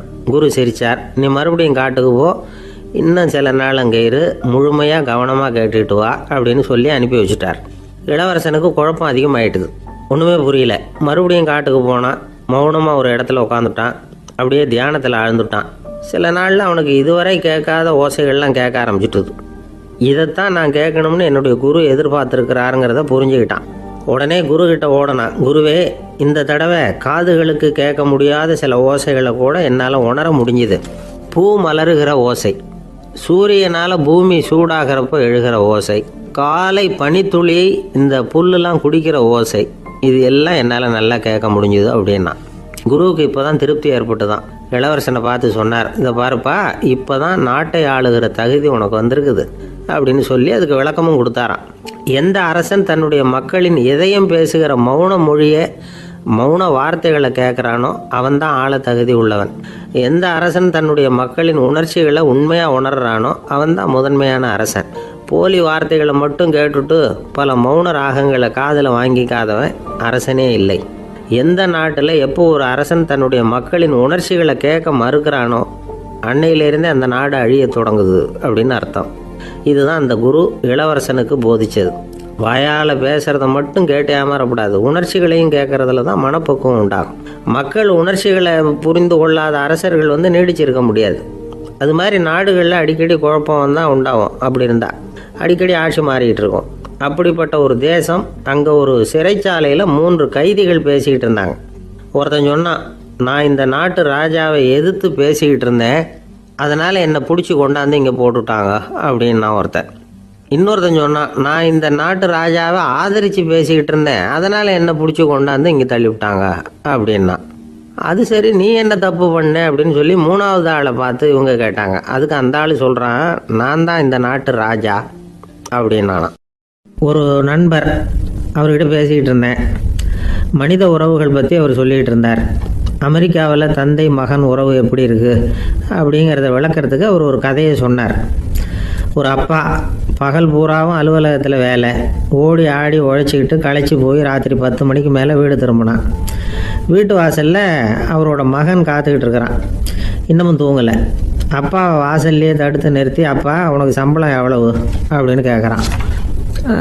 ஏற்கனவே ஆஃபீஸ் பிரச்சனைகளால் அலுத்து போய் திரும்புகிற அப்பாவுக்கு கோவம் வந்துடுது. என்னடா இப்படிலாம் கேளுன்னு உங்கள் அம்மா உனக்கு சொல்லி கொடுத்தாளா அப்படின்னு சொல்லிவிட்டு உள்ளே போய் சட்டையை கட்டி மாட்டி விட்டு குளிச்சு விட்டு மறுபடியும் வெளியில் வந்து உடையை மாற்றுகிற சமயம் அப்போ மறுபடியும் மகன் உள்ளே வந்து நிற்கிறான் அவர் முன்னாடியே. அப்பா உனக்கு எவ்வளவு சம்பளங்கிறான் மறுபடியும். அப்பாவுக்கு எரிச்சல் அதிகமாகிட்டுது. மணிக்கு $20 போதுமா அப்படின்னார். அப்படின்னா எனக்கு ஒரு $10 தர முடியுமான்னா மகன். இதுக்கு தான் என் சம்பளம் எவ்வளவுன்னு கேட்டியா? 2ஆம் வகுப்பு படிக்கிற உனக்கு எதுக்குடா $10 அப்படின்னு கத்திவிட்டு தொலைக்காட்சி பெட்டியின் முன்னாடி போய் உட்காந்துக்கிட்டு ஏதோ நிகழ்ச்சியை பார்க்க ஆரம்பிச்சிட்டார். கொஞ்ச நேரம் கழித்து மறுபடியும் மகன் வந்து நிற்கிறான். அப்பா ப்ளீஸ் எனக்கு ஒரு $10 கொடுக்க முடியுமா? மகனுடைய கண்களில் கண்ணீர். என்னடா அவன் கண்ணீரை காட்டி காரியம் சாதிக்கலாம்னு பார்க்குறியா? ஒரு காசு கூட கொடுக்க மாட்டான் போ அப்படின்னு விரட்டி விட்டான். மகன் கண்ணீரை தொடச்சிக்கிட்டே கண்ணை தொடச்சிக்கிட்டு பேசாமல் போய் படுத்துக்கிட்டானா. கொஞ்ச நேரம் ஆச்சு. அப்பாவோட கோபம் கொஞ்சம் கொஞ்சமாக குறைஞ்சிது. பிள்ளைகிட்ட கோபமாக கத்துனது தப்பு தாங்கிறது புரிஞ்சுது அவனுக்கு. எழுந்திரிச்சு போனான், படுக்கை இறக்கி போனான். மகனை பார்த்தான். அவன் தலையணையை கட்டி பிடிச்சிக்கிட்டு அழுதுகிட்டு இருக்கிறான். அவனை மெல்ல நெருங்கி அவங்ககிட்ட எதமாக பேசுகிறதுக்கு ஆரம்பித்தானான். எதுக்குடா உனக்கு $10 பள்ளிக்கூடத்தில் கேட்டாங்களா அப்படின்னு கேட்டானான். மகன் சொல்லியிருக்கான், இல்லை டாடி, உனக்கு 1 மணி நேரம் சம்பளம் $20ன்னு சொன்னேன். நீ ஏற்கனவே எனக்கு கொடுத்த பாக்கெட் மணி $10 என்கிட்ட இருக்குது. இப்போ நீ இன்னொரு $10 கொடுத்தீங்கன்னா அதையும் சேர்த்து $20 ஆகிடும். அந்த $20 நான் உனக்கு கொடுத்துருவேன். அப்படி கொடுத்தா நீ என் கூட 1 மணி நேரம் செலவழிப்ப இல்லையா? அதுக்காக தான் $10 கேட்டேன் அப்படின்னு சொன்னானான். அந்த அப்பா கண்ணு கலங்கி போச்சான். ஆதரவோடு தன்னுடைய மகனை கட்டி பிடிச்சி அழ ஆரம்பிச்சிட்டாராம். இதுதான் நண்பர் சொன்ன கதை. அமெரிக்கா மட்டும் இல்லை, உலகம் பூராவும் இன்றைக்கி மனித உறவுகள் இப்படி தான் மாறிட்டுருக்கு. பெரியவர்கள் அறிவுரை என்ன தெரியுமா? உங்கள் குழந்தைகளிடமிருந்து குழந்தை பருவத்தை பிரித்து விடாதீர்கள் அப்படிங்கிறது தான். அதாவது இன்றைய குழந்தைகள் தங்கள் பிருந்தாவனத்தை இழந்து விடுகிறார்கள் அப்படிங்கிறது அவங்களுடைய கருத்து. இந்த நிலைக்கு நாம் காரணமாக இருந்துடக்கூடாது. குழந்தைகளோட விளையாடுவோம், குடும்பத்தோடு உறவாடுவோம் அப்படிங்கிறது தான் நம்முடைய நோக்கமாக இருக்கணும். இன்றைய உறவு முறைக்கு இன்னொரு உதாரணம் சொல்லுவாங்க. ஒருத்தர் வந்தாராம், அவர் பக்கத்தில் ஒரு சின்ன பையன். நாம் அவரை விசாரிக்கிறோம், யார் இந்த பையன் அப்படின்னா அவர் சொல்கிறார், இவன் எனக்கு தூரத்து உறவு அப்படின்னாராம். இந்த தூரத்து உறவுன்னா எப்படின்னு இருக்கான். இதுக்கு அவன் சொல்லியிருக்கிறான், இவன் எங்கள் அப்பாவுக்கு 8வது புள்ளை அப்படின்னானான். கணவன் மனைவி அன்பாக இருக்கணும், ஒருத்தர் நல்லா புரிஞ்சுக்கணும், விட்டு கொடுக்குற மனப்பான்மை வேணும். அதுதான் ஒரு நல்ல குடும்பம். இன்றைக்கி பல குடும்பங்களில் அர்த்தமில்லாத சண்டைகள் தான் அதிகம். கிராமப்புறங்களில் வேடிக்கையாக ஒரு கதை சொல்லுவாங்க. ஒரு ஊரில் ஒரு ஆள் இருந்தான், வேலை வெட்டி இல்லாமல் சும்மாவே இருந்தான். அவனுக்கு கல்யாணம் பண்ணி வச்சாங்களாம். மனைவி வந்து சேர்ந்தா, சும்மாவே உட்காந்துருக்கிறியே, ஏதாவது சம்பாதிக்கிற வழியை பாரு அப்படின்ட்டுருக்கா. அதுக்கு தான் யோசனை பண்ணிகிட்டு இருக்கிறேன், ஒரு அருமையான ஐடியா அப்படின்னானா. என்ன அது சொல்லு அப்படின்ட்டுருக்கா. அவள் ஒரு ஆட்டுக்குட்டி வாங்க போகிறேன்ருக்கான். அதை வாங்கி என்ன பண்ண போகிறேன்னா, அந்த குட்டி வளரும், பெருசாகும், அதுக்கப்புறம் அது நிறைய குட்டி போடும் அப்படின்ட்டுருக்கான். சரி, அப்புறம் என்ன, அதையெல்லாம் சந்தையில் கொண்டுட்டு போய் விற்றுவிட்டு அந்த காசுக்கு ஒரு எருவு மாடு வாங்கலாம். சரி, அது எதுக்கு? எருவு மாடு நிறைய பால் கொடுக்கும், அதை கொண்டுகிட்டு போய் பால் பண்ணையில் கொடுப்பேன், அல்லது நானே விற்றுருவேன், கை நிறைய காசு கிடைக்கும். அதுக்கப்புறம் ஒரு பசுமாடு வாங்குவேன், பாலையும் விற்கலாம், நாமளும் காய் போட்டு சாப்பிட்லாம், இப்படிலாம் சொல்லியிருக்கான். அப்போ அந்த பொண்ணு சொல்லிச்சான், அடுத்த தெருவில் இருக்கிற எங்கள் அம்மா வீட்டுக்கும் கொஞ்சம் பால் கொடுத்து அனுப்பலாம் அப்படின்ட்டுருக்கா அந்த பொண்ணு. இந்த இடத்துல கணவனுக்கு கோவம் வந்துட்டுது. அது எப்படி உங்கள் அம்மா வீட்டுக்கு எதுக்கு கொடுக்கணும், அதெல்லாம் முடியாதுன்றிருக்கான். இந்த இடத்துல சண்டை ஆரம்பமாயிட்டுது. கொஞ்ச நேரத்தில் 2 பேரும் சத்தம் போட ஆரம்பிச்சிட்டாங்க. கடுமையான சண்டை நடக்கிறத பக்கத்து வீட்டுக்காரன் காதில் வாங்கினான். அவன் ஓடியாந்தான். அவனுக்கு தெரியும், வாங்காத மாட்டுக்காக இப்படி சண்டை போட்டுக்கிட்டு இருக்கிறாங்கங்கிறது அவனுக்கு புரியும். அவன் ஓடி வந்து சொன்னான், ஏண்டா உன்னோட பசுமாட்டை ஒழுங்காக கட்டி போடக்கூடாதான்ருக்கான். என்னடா சொல்கிறேன்னா, இவன் உன் மாடு என் தோட்டத்தில் வந்து மேய்ஞ்சுட்டுது, பயிரெலாம் நாசமாயிட்டுது, 10,000 ரூபா அளவுக்கு சேதம், அதை வாங்கிட்டு போகிறதுக்கு தான் வந்தேன், குடுறா 10,000 நானா. இவன் அரண்டு போயிட்டான். அப்புறம் சொன்னான், டேய் நான் இன்னும் மாடே வாங்கலையே, அதுக்குள்ளே அது வந்து எப்படிடா உன் தோட்டத்தில் மேயும், என்னடா உளறேன்னு இருக்கான். நீ தாண்டா இப்போ உளறிக்கிட்டு இருக்க, மாடே வாங்கலை, அதுக்குள்ளே எப்படிடா வந்து உன்னுடைய மனைவி அவங்க அம்மா வீட்டுக்கு பால் கொடுத்து அனுப்ப முடியும் அப்படின்னு அவன் கேட்டானா. நம்ம ஆளுக்கு இப்போ தான் புத்தி வந்துதான், அர்த்தமே இல்லாத சண்டை போட்டுக்கிட்டு இருக்கிறோம் அப்படிங்கிறத அவன் புரிஞ்சுக்கிட்டானான். இது நம்ம முன்னோர்கள் சொல்லியிருக்கிற ஒரு கதை. சண்டையில தான் அர்த்தம் இல்லையே தவிர கதையில் அர்த்தம் உண்டு. அதாவது இல்லாத விஷயங்களுக்காக சண்டை போட்டுக்கிட்டு இல்லறத்தை வீணாக்கிக்கிட்டு இருக்கிற மனிதர்கள் இன்றைக்கு நிறைய பேர் இருக்கிறாங்க. ஒருத்தன் தன்னுடைய மனைவியை பற்றி மாமனார்கிட்ட புகார் சொன்னானா, மாமா உங்க பொண்ணு அர்த்தமில்லாத சண்டை போடுறா, எதுக்கு எடுத்தாலும் எடுத்தெறிஞ்சு பேசுறா அப்படின்ட்டுருக்கான். நீ எப்படி மாப்பிள்ளை அதை சமாளிக்கிற அப்படின்னு கேட்டிருக்காரு அவரு. அவள் எடுத்தெறியறது என் மேலே படாமல் ஒதுங்கி நின்றுக்கிறேன் அப்படின்னு நானா இவன். ஒரு பெரியவர்கிட்ட பேசிக்கிட்டு இருந்தேன். அவர் என்கிட்ட ஒரு கேள்வி கேட்டார். திருடர்கள் எத்தனை வகை தெரியுமா உனக்கு அப்படின்னார். இதுதான் அவர் கேட்ட கேள்வி. எதுக்காக என்ன பார்த்து அந்த கேள்வி கேட்டார் தெரியல. இருந்தாலும் நான் வந்து அவருக்கு பதில் சொன்னேன். திருடர்களில் வந்து எத்தனையோ வகை உண்டுங்க. கார் திருடன், சைக்கிள் திருடன், முகமூடி திருடன், எப்படி சொல்லிகிட்டே போகலாம். இருந்தாலும் என்னுடைய சிற்றறிவுக்கு எட்டின வரையில் திருடர்களை வந்து 2 வகையாக பிரிக்கலாம் அப்படின்னு நினைக்கிறேன்.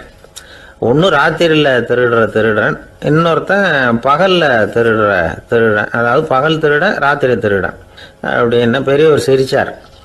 என்ன சிரிக்கிறீங்களே, என்ன கள்வர்கள் 4 வகை அப்படின்னு ஆரம்பித்தார். எப்படின்னு கேட்டேன். சாப்பாட்டுக்கு இல்லாமல் திருடுறாங்க பாருங்க, அது ஒரு வகையான். சாப்பாட்டுக்கு இருந்தும் திருடுறாங்க பாருங்க, அது ஒரு வகையான்.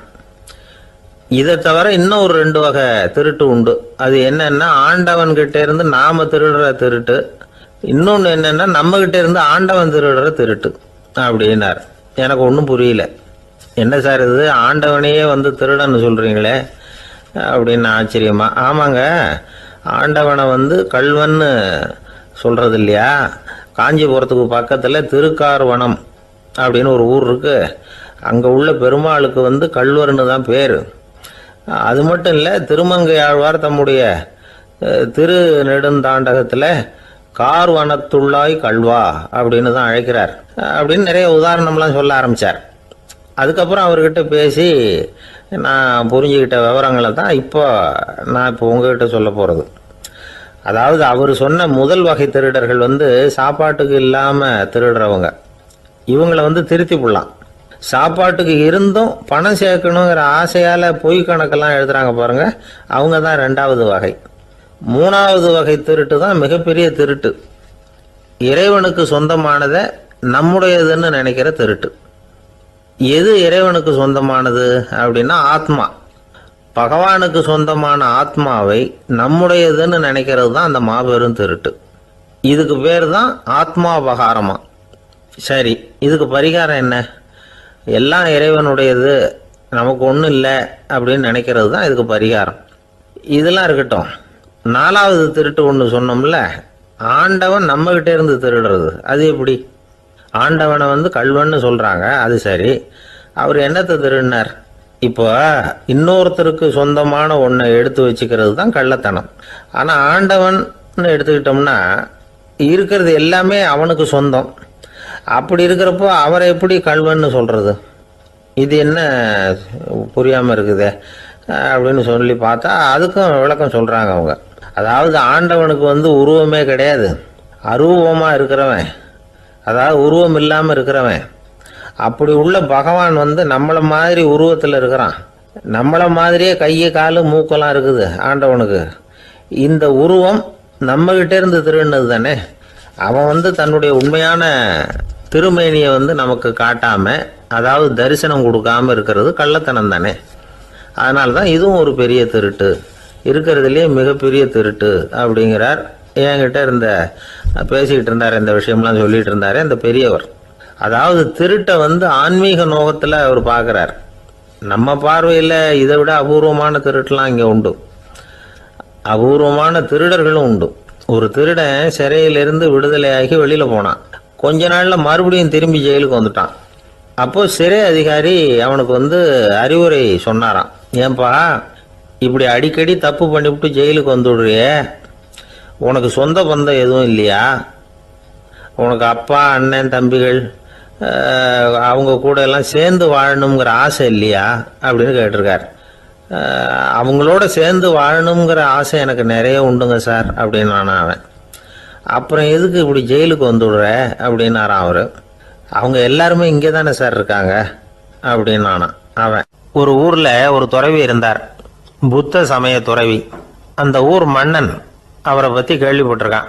ஒரு நாள் புறப்பட்டு போனான், துறவியின் பாதங்களை தொட்டு வணங்கினான். அதுக்கப்புறம் சொன்னான், ஐயா, நான் உங்களை அரண்மனைக்கு அழைச்சிட்டு போறதுக்காக வந்திருக்கிறேன், இனிமே நீங்க இங்க எதுக்கு இருக்கணும் அப்படின்னு அவன் மனசுக்குள்ள என்ன நினைப்புன்னா, இவர் எங்க வர போறாரு, நான் ரொம்ப எளிமையானவன், எனக்கு எதுக்கு அரண்மனை வாசம்னு சொல்லி விடுவார் அப்படின்னு நினைச்சிருக்கான்.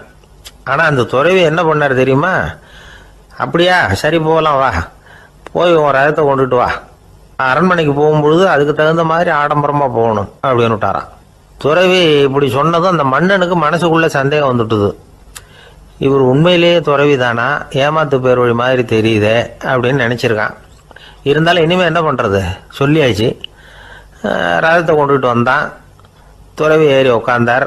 பக்கத்துல ராஜா, அவர் ரொம்ப உற்சாகமா வரார். இவன் ரொம்ப சோர்ந்து போய் வரான். துறவி மரத்தடியிலேயே வாழ்ந்து பழக்கப்பட்டவர், அரண்மனையில எளிமையா ஒரு இடத்துல உட்காந்துக்குவார் அப்படின்னு நினைச்சான். ஆனா அப்படி இல்லை.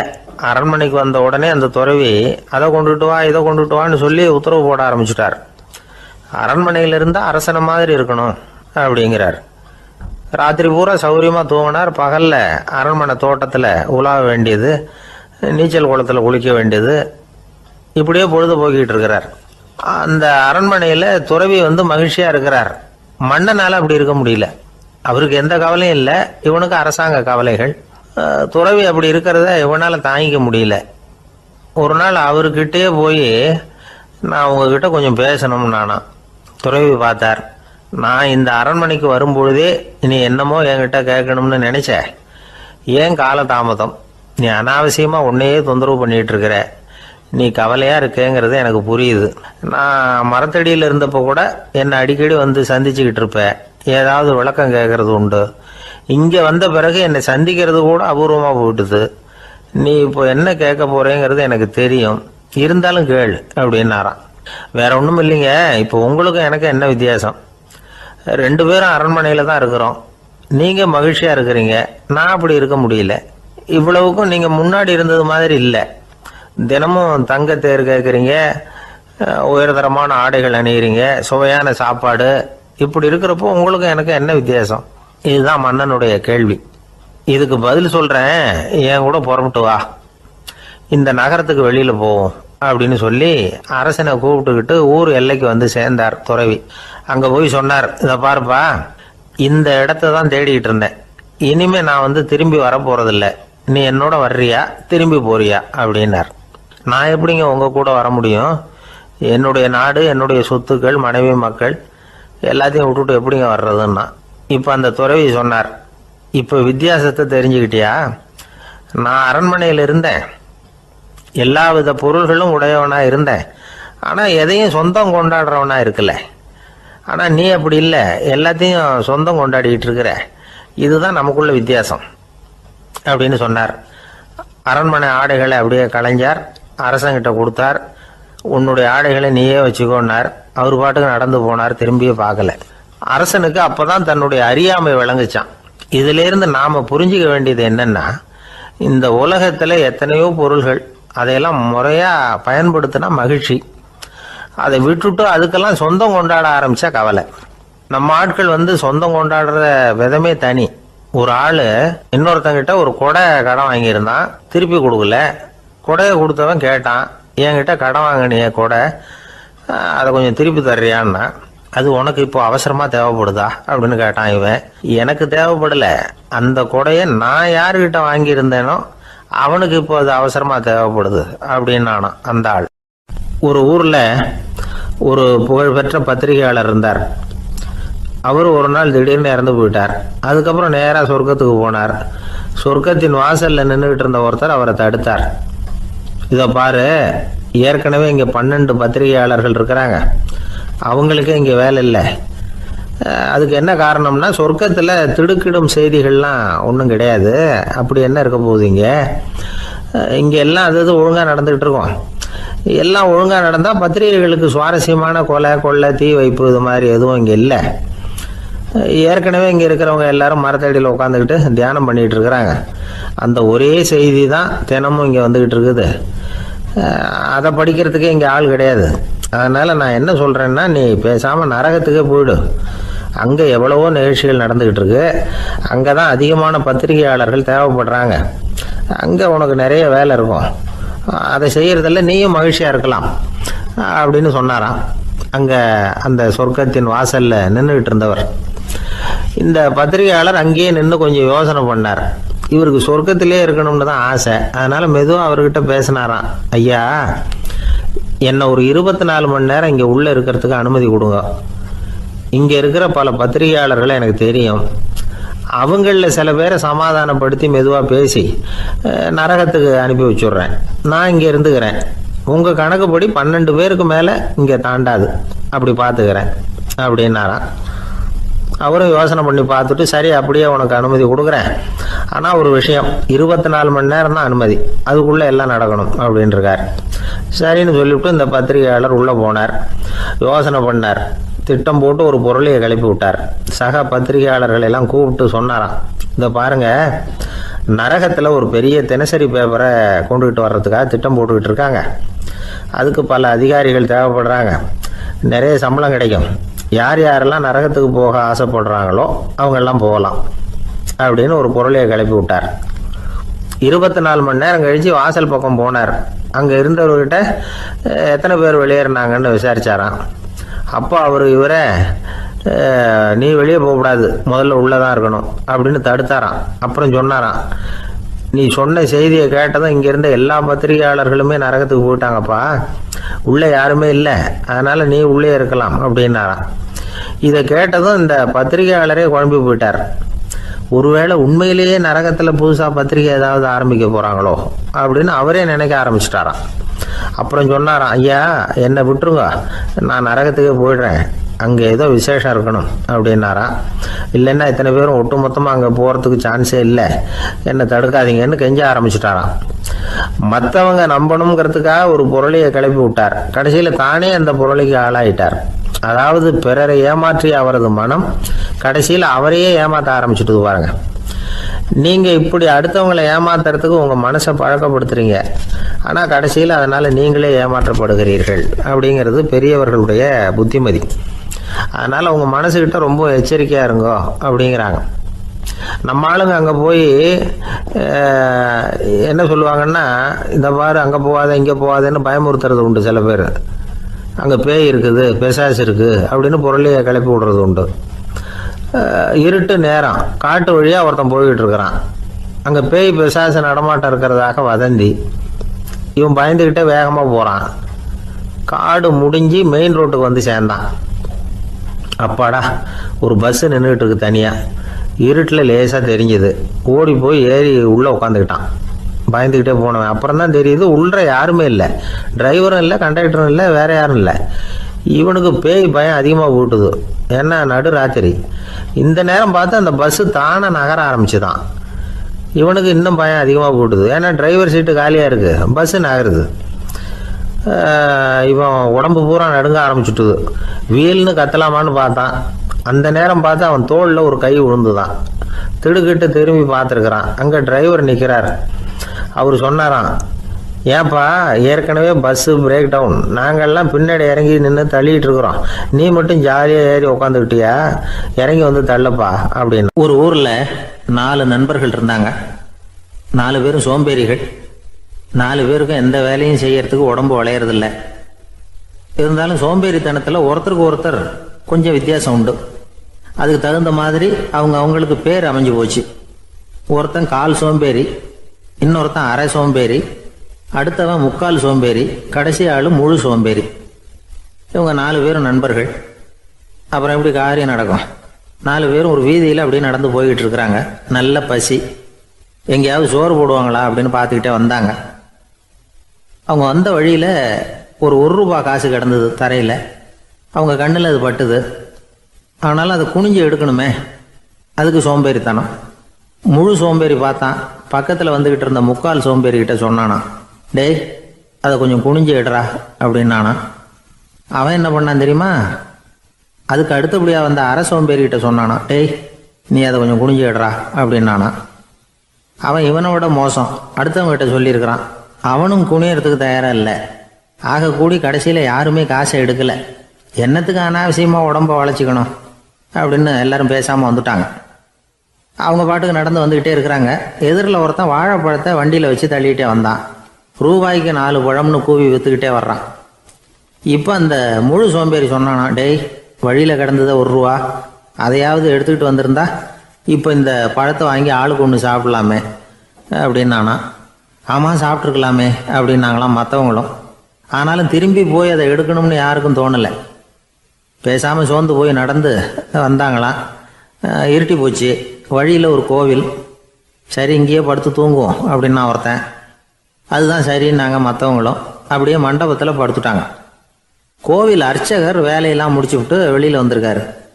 இவங்கள பார்த்தாராம். ஏன் இப்படி சோர்ந்து போய் கிடக்குறீங்க அப்படின்னு விசாரிச்சிருக்காரு. 2 நாளாச்சுங்க நாங்கள் சாப்பிட்டு அப்படின்னாங்களாம். அவர் உடனே ஐயோ பாவம் அப்படின்னு சொல்லி பானை, விறகு, அரிசி, தண்ணி எல்லாம் கொடுத்து நீங்களே சமையல் பண்ணி சாப்பிட்டுக்குங்க அப்படின்னு சொல்லிவிட்டு போயிட்டார். இந்த 4 பேருக்கும் சமையல் பண்ணி சாப்பிட்ணும்னு ஆசையாக தான் இருந்தது.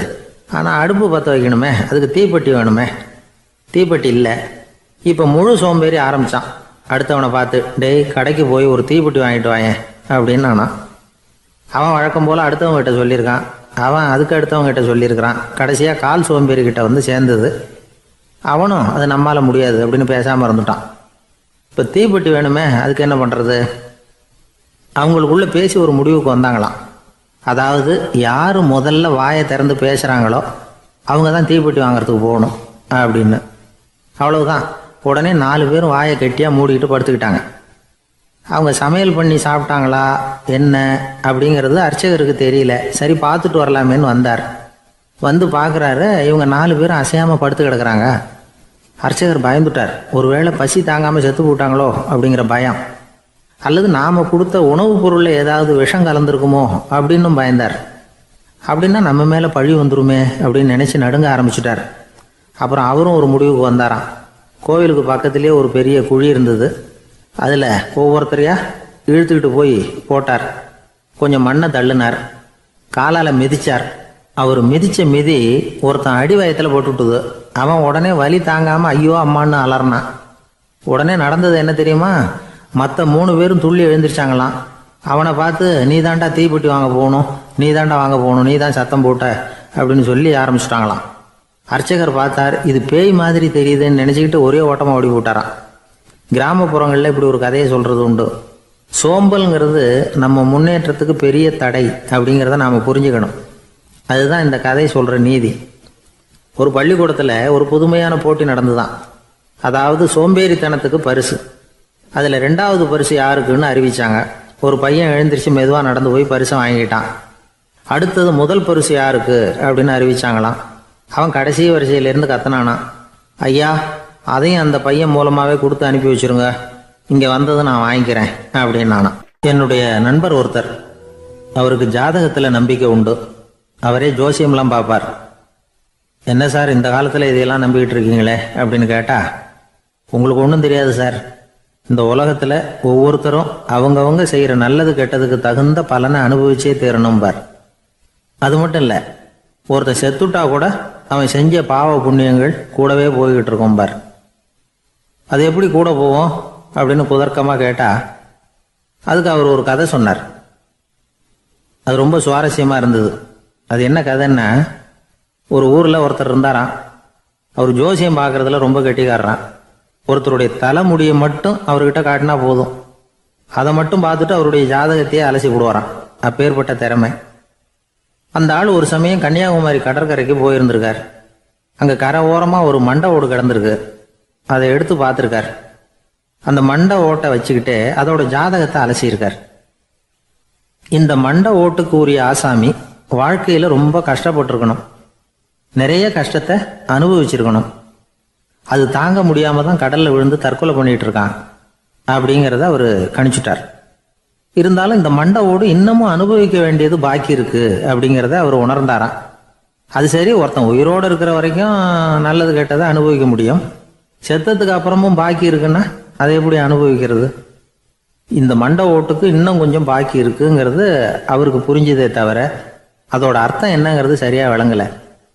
சரி, இதை இன்னும் கொஞ்சம் விவரமா ஆராய்ச்சி பண்ணுவோம் அப்படின்னு நினைச்சுக்கிட்டு அதை தன்னுடைய வீட்டுக்கு எடுத்துட்டு போயிட்டார். அந்த மண்டை ஓட்டை ஒரு பெட்டியில வச்சு பூட்டினார். தன்னுடைய தனி அறையில அதை பத்திரமா வச்சுக்கிட்டார். தினமும் ராத்திரி ஆனதும் தன்னுடைய மனைவியை பார்த்து, நீ போய் பூஜை அறையில தனியா படுத்துக்க அப்படின்னு சொல்லிவிட்டு தினம் ராத்திரி 12 மணிக்கு பெட்டியை திறந்து அவர் பார்ப்பார். மண்டை ஓடு அப்படியே இருந்தது தவிர இன்னும் கொஞ்சம் பாக்கி இருக்குங்கிறதுக்கு அர்த்தம் அவருக்கு விளங்கல. அந்த மண்டை ஓட்டுக்கு இன்னும் என்ன பாக்கி இருக்க போகுது? எப்படியோ ஒரு 10 நாள் போச்சு. அந்த வீட்டம்மாவுக்கு சந்தேகம் வந்துட்டுது. நம்ம வீட்டுக்காரரு நம்மளை தனியா ஏன் தூங்க சொல்றார் அப்படிங்கிற சந்தேகம். உடனே பக்கத்து வீட்டு அம்மா கிட்ட விஷயத்த சொல்லியிருக்கிறாங்க. அந்த அம்மா உடனே, நீ கவலைப்படாத, நான் கண்டுபிடிச்சி சொல்றேன் அப்படின்னு சொல்லிவிட்டாங்களாம். அன்னைக்கு ராத்திரியே ஜன்னல் வழியா எட்டி பார்த்துருக்குறாங்க. இந்த ஆள் மண்டை ஓட்டை கையில வச்சுக்கிட்டு அது திருப்பி திருப்பி பார்த்துக்கிட்டு இருக்கிறான். அதை பார்த்துட்டாங்க. மறுநாள் காலையில அவரோட மனைவியை பார்த்தாங்க. ஏம்மா, உன் வீட்டுக்காரருக்கு நீ முதல் மனைவியா 2வது மனைவியா அப்படின்னு கேட்டாங்களாம். எனக்கு தெரிஞ்ச வரைக்கும் நான் ஒருத்தி தான் அவருடைய மனைவி அப்படின்னாங்களாம் அவங்க. அப்படி இல்லை, நீ அவருக்கு 2வது மனைவி. முதல் மனைவியின் மண்டை ஓட்டை தான் அவர் தினமும் ராத்திரியில் எடுத்து பார்த்துக்கிட்டு இருக்கிறார் அப்படின்னாங்க அடுத்த வீட்டு அம்மா. அப்படியா விஷயம் அப்படின்னு சொல்லிவிட்டு கணவன் வீட்டில் இல்லாத நேரமாக பார்த்து அந்த மண்டை ஓட்டை எடுத்து கொண்டாந்து ஒரு உரல்ல போட்டு உலக்கையால குத்தி நொறுக்க ஆரம்பிச்சிட்டாங்க. வெளியில போயிருந்த அந்த ஆள் அப்பதான் உள்ள நுழைஞ்சார். மண்டை ஓடு உலக்கை கிட்ட குத்து வாங்கிட்டு இருக்கு.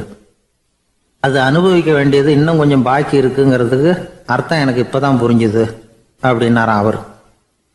இந்த கதையிலேருந்து நாம இன்னொரு நீதியையும் புரிஞ்சுக்கணும். அதாவது நம்ம வீட்டை பத்தி நமக்கு புரியாததெல்லாம் அடுத்த வீட்டுக்கு. ஒரு ஊர்ல ஒரு ஆள் இருந்தான். நிறைய பணம் சேர்த்தான். அவனுக்கு சம்பாதிக்க தெரியுமே தவிர செலவு பண்ண தெரியாது. மகா கஞ்சன். காசை கையில் எடுக்கவே மாட்டான். எடுத்தா செலவு செய்ய வேண்டியிருக்குமே. அதனால இப்படியே அவன் காலத்தை ஓட்டி விட்டான். வயசாயிட்டுது. அவனுடைய மனைவி ஒரு நாள் கேட்டாங்க, இவ்வளவு நாளா நீங்க என்னை எங்கேயுமே அழைச்சிட்டு போனதில்லை, இப்போவாவது அழைச்சிட்டு போகக்கூடாதா அப்படின்னாங்க. எங்க போகணும் சொல்லுன்னா. காசிக்கு போகணும், கங்கையில குளிக்கணும்னாங்க. இவன் பார்த்தான், இதுக்கு ஏன் அவ்வளவு தூரம் செலவு பண்ணிட்டு போகணும், நம்ம ஊர் ஆத்துலயே குளிக்கலாமே, இதுவும் புண்ணிய நதி தான், இங்க குளிச்சா அங்க குளிச்ச பலன் கிடைச்சிரும் அப்படின்னா. சரின்னு 2 பேரும் ஆத்தங்கரைக்கு போனாங்க. அன்னைக்கு ஏதோ விசேஷம், நிறைய கூட்டம், நிறைய பேர் குளிச்சுக்கிட்டு இருக்கிறாங்க. கரையில சில புரோகிதர்கள் நின்றுகிட்டு இருக்கிறாங்க. குளிக்கிறதுக்கு முந்தி அவங்க கிட்ட உட்காந்தா ஏதோ மந்திரம்லாம் சொல்லுவாங்க, கொஞ்சம் காசு கொடுக்க வேண்டியிருக்கும். அதனால இவன் என்ன பண்ணான், ஆத்தங்கரையிலேயே கொஞ்சம் தூரம் போனான். ஊரை விட்டு தள்ளி வந்துட்டான். அங்க யாருமே இல்லை. அப்பாடான்னு சந்தோஷப்பட்டான். குளிக்கலாம்னு புறப்பட்டான். இந்த நேரம் கடவுள் பார்த்தார், இந்த கஞ்சனுக்கு ஏதாவது புத்தி போகட்டணும் அப்படின்னு நினைச்சார். உடனே ஒரு புரோகிதர் மாதிரி உருவத்தை மாத்திக்கிட்டு அந்த ஆள் முன்னாடி வந்து நின்னார். அவனுக்கு அதிர்ச்சி. இங்க யாருமே இருக்க மாட்டாங்கன்னு நினைச்சா இங்கேயுமே ஒரு ஆள் வந்துட்டாரு, என்ன பண்றதுன்னு யோசனை பண்ணான். புரோகிதர் உருவத்தில் இருந்த கடவுள் சொன்னார், இதை பாருங்க, இன்னைக்கு விசேஷ நாள், நீராடுறதுக்கு முன்னாடி சுயகல்பம் பண்ணிக்கிறது ரொம்ப நல்லது அப்படின்னார். என்கிட்ட பணம் எதுவும் இல்லையேன்னா. பரவாயில்ல, அப்புறமா கொடுங்க, வாங்கிக்கிறேன். ஆனா ஒண்ணு, எவ்வளவு கொடுப்பீங்கிறத மட்டும் இப்பவே சொல்லி கொடுங்க அப்படின்னார். இவன் ரொம்ப யோசனை பண்ணான். ஒரு 10 பைசா தரேன் அப்படின்னா. சரின்னு ஒத்துக்கிட்டு எல்லா கிரியைகளையும் அவர் செஞ்சார். அதுக்கப்புறம் கணவனும் மனைவியும் ஆத்துல குளிச்சாங்க. அவர் போயிட்டார். கொஞ்ச நாள் கழிச்சு அவன் வீட்டுக்கு வந்தார் கடனை வசூல் பண்றதுக்கு. வாசல்ல நின்றுகிட்டு இருந்த அவன் மனைவி இவரை பார்த்ததும் தயங்க ஆரம்பிச்சாங்க. அந்த அம்மா கிட்ட விஷயத்த சொன்னார். அந்த அம்மா ஓடி போய் உள்ள இருக்கிற தன்னுடைய கணவர்கிட்ட சொன்னாங்க. அவன் யோசனை பண்ணான், இப்போ வெளியில போனா அவனுக்கு 10 காசு கொடுக்க வேண்டியிருக்கும், அதனால எனக்கு காய்ச்சல்னு அந்த ஆளுகிட்ட சொல்லிவிடு, இன்னொரு சந்தர்ப்பத்தில் என்னை வந்து பார்க்க சொல்லு அப்படின்னா. அந்த அம்மா போய் சொன்னாங்க. அப்படிங்களா, அப்படின்னா அவரை நான் உடனே போய் பார்க்கணுமே அப்படின்னு உள்ள நுழைய ஆரம்பிச்சார். அவங்க மறுபடியும் இருங்க தான் வரேன்னு சொல்லிவிட்டு உள்ள ஓடி விஷயத்த சொன்னாங்க. இது எதுடா வம்பா போச்சு அப்படின்னு பார்த்தான். மனைவியை கிட்டத்தில் கூப்பிட்டான். இதோ பாரு, ஜன்னி கண்டு நான் இறந்து போயிட்டதா சொல்லிவிடு அப்படின்னா சொன்னாங்க. புரோகிதர் பார்த்தார். அப்படின்னா ஒரு வழியா இருந்து அவருடைய இறுதி சடங்குகளையும் நானே முடிச்சுட்டு போயிடுறேன் அப்படின்னார்.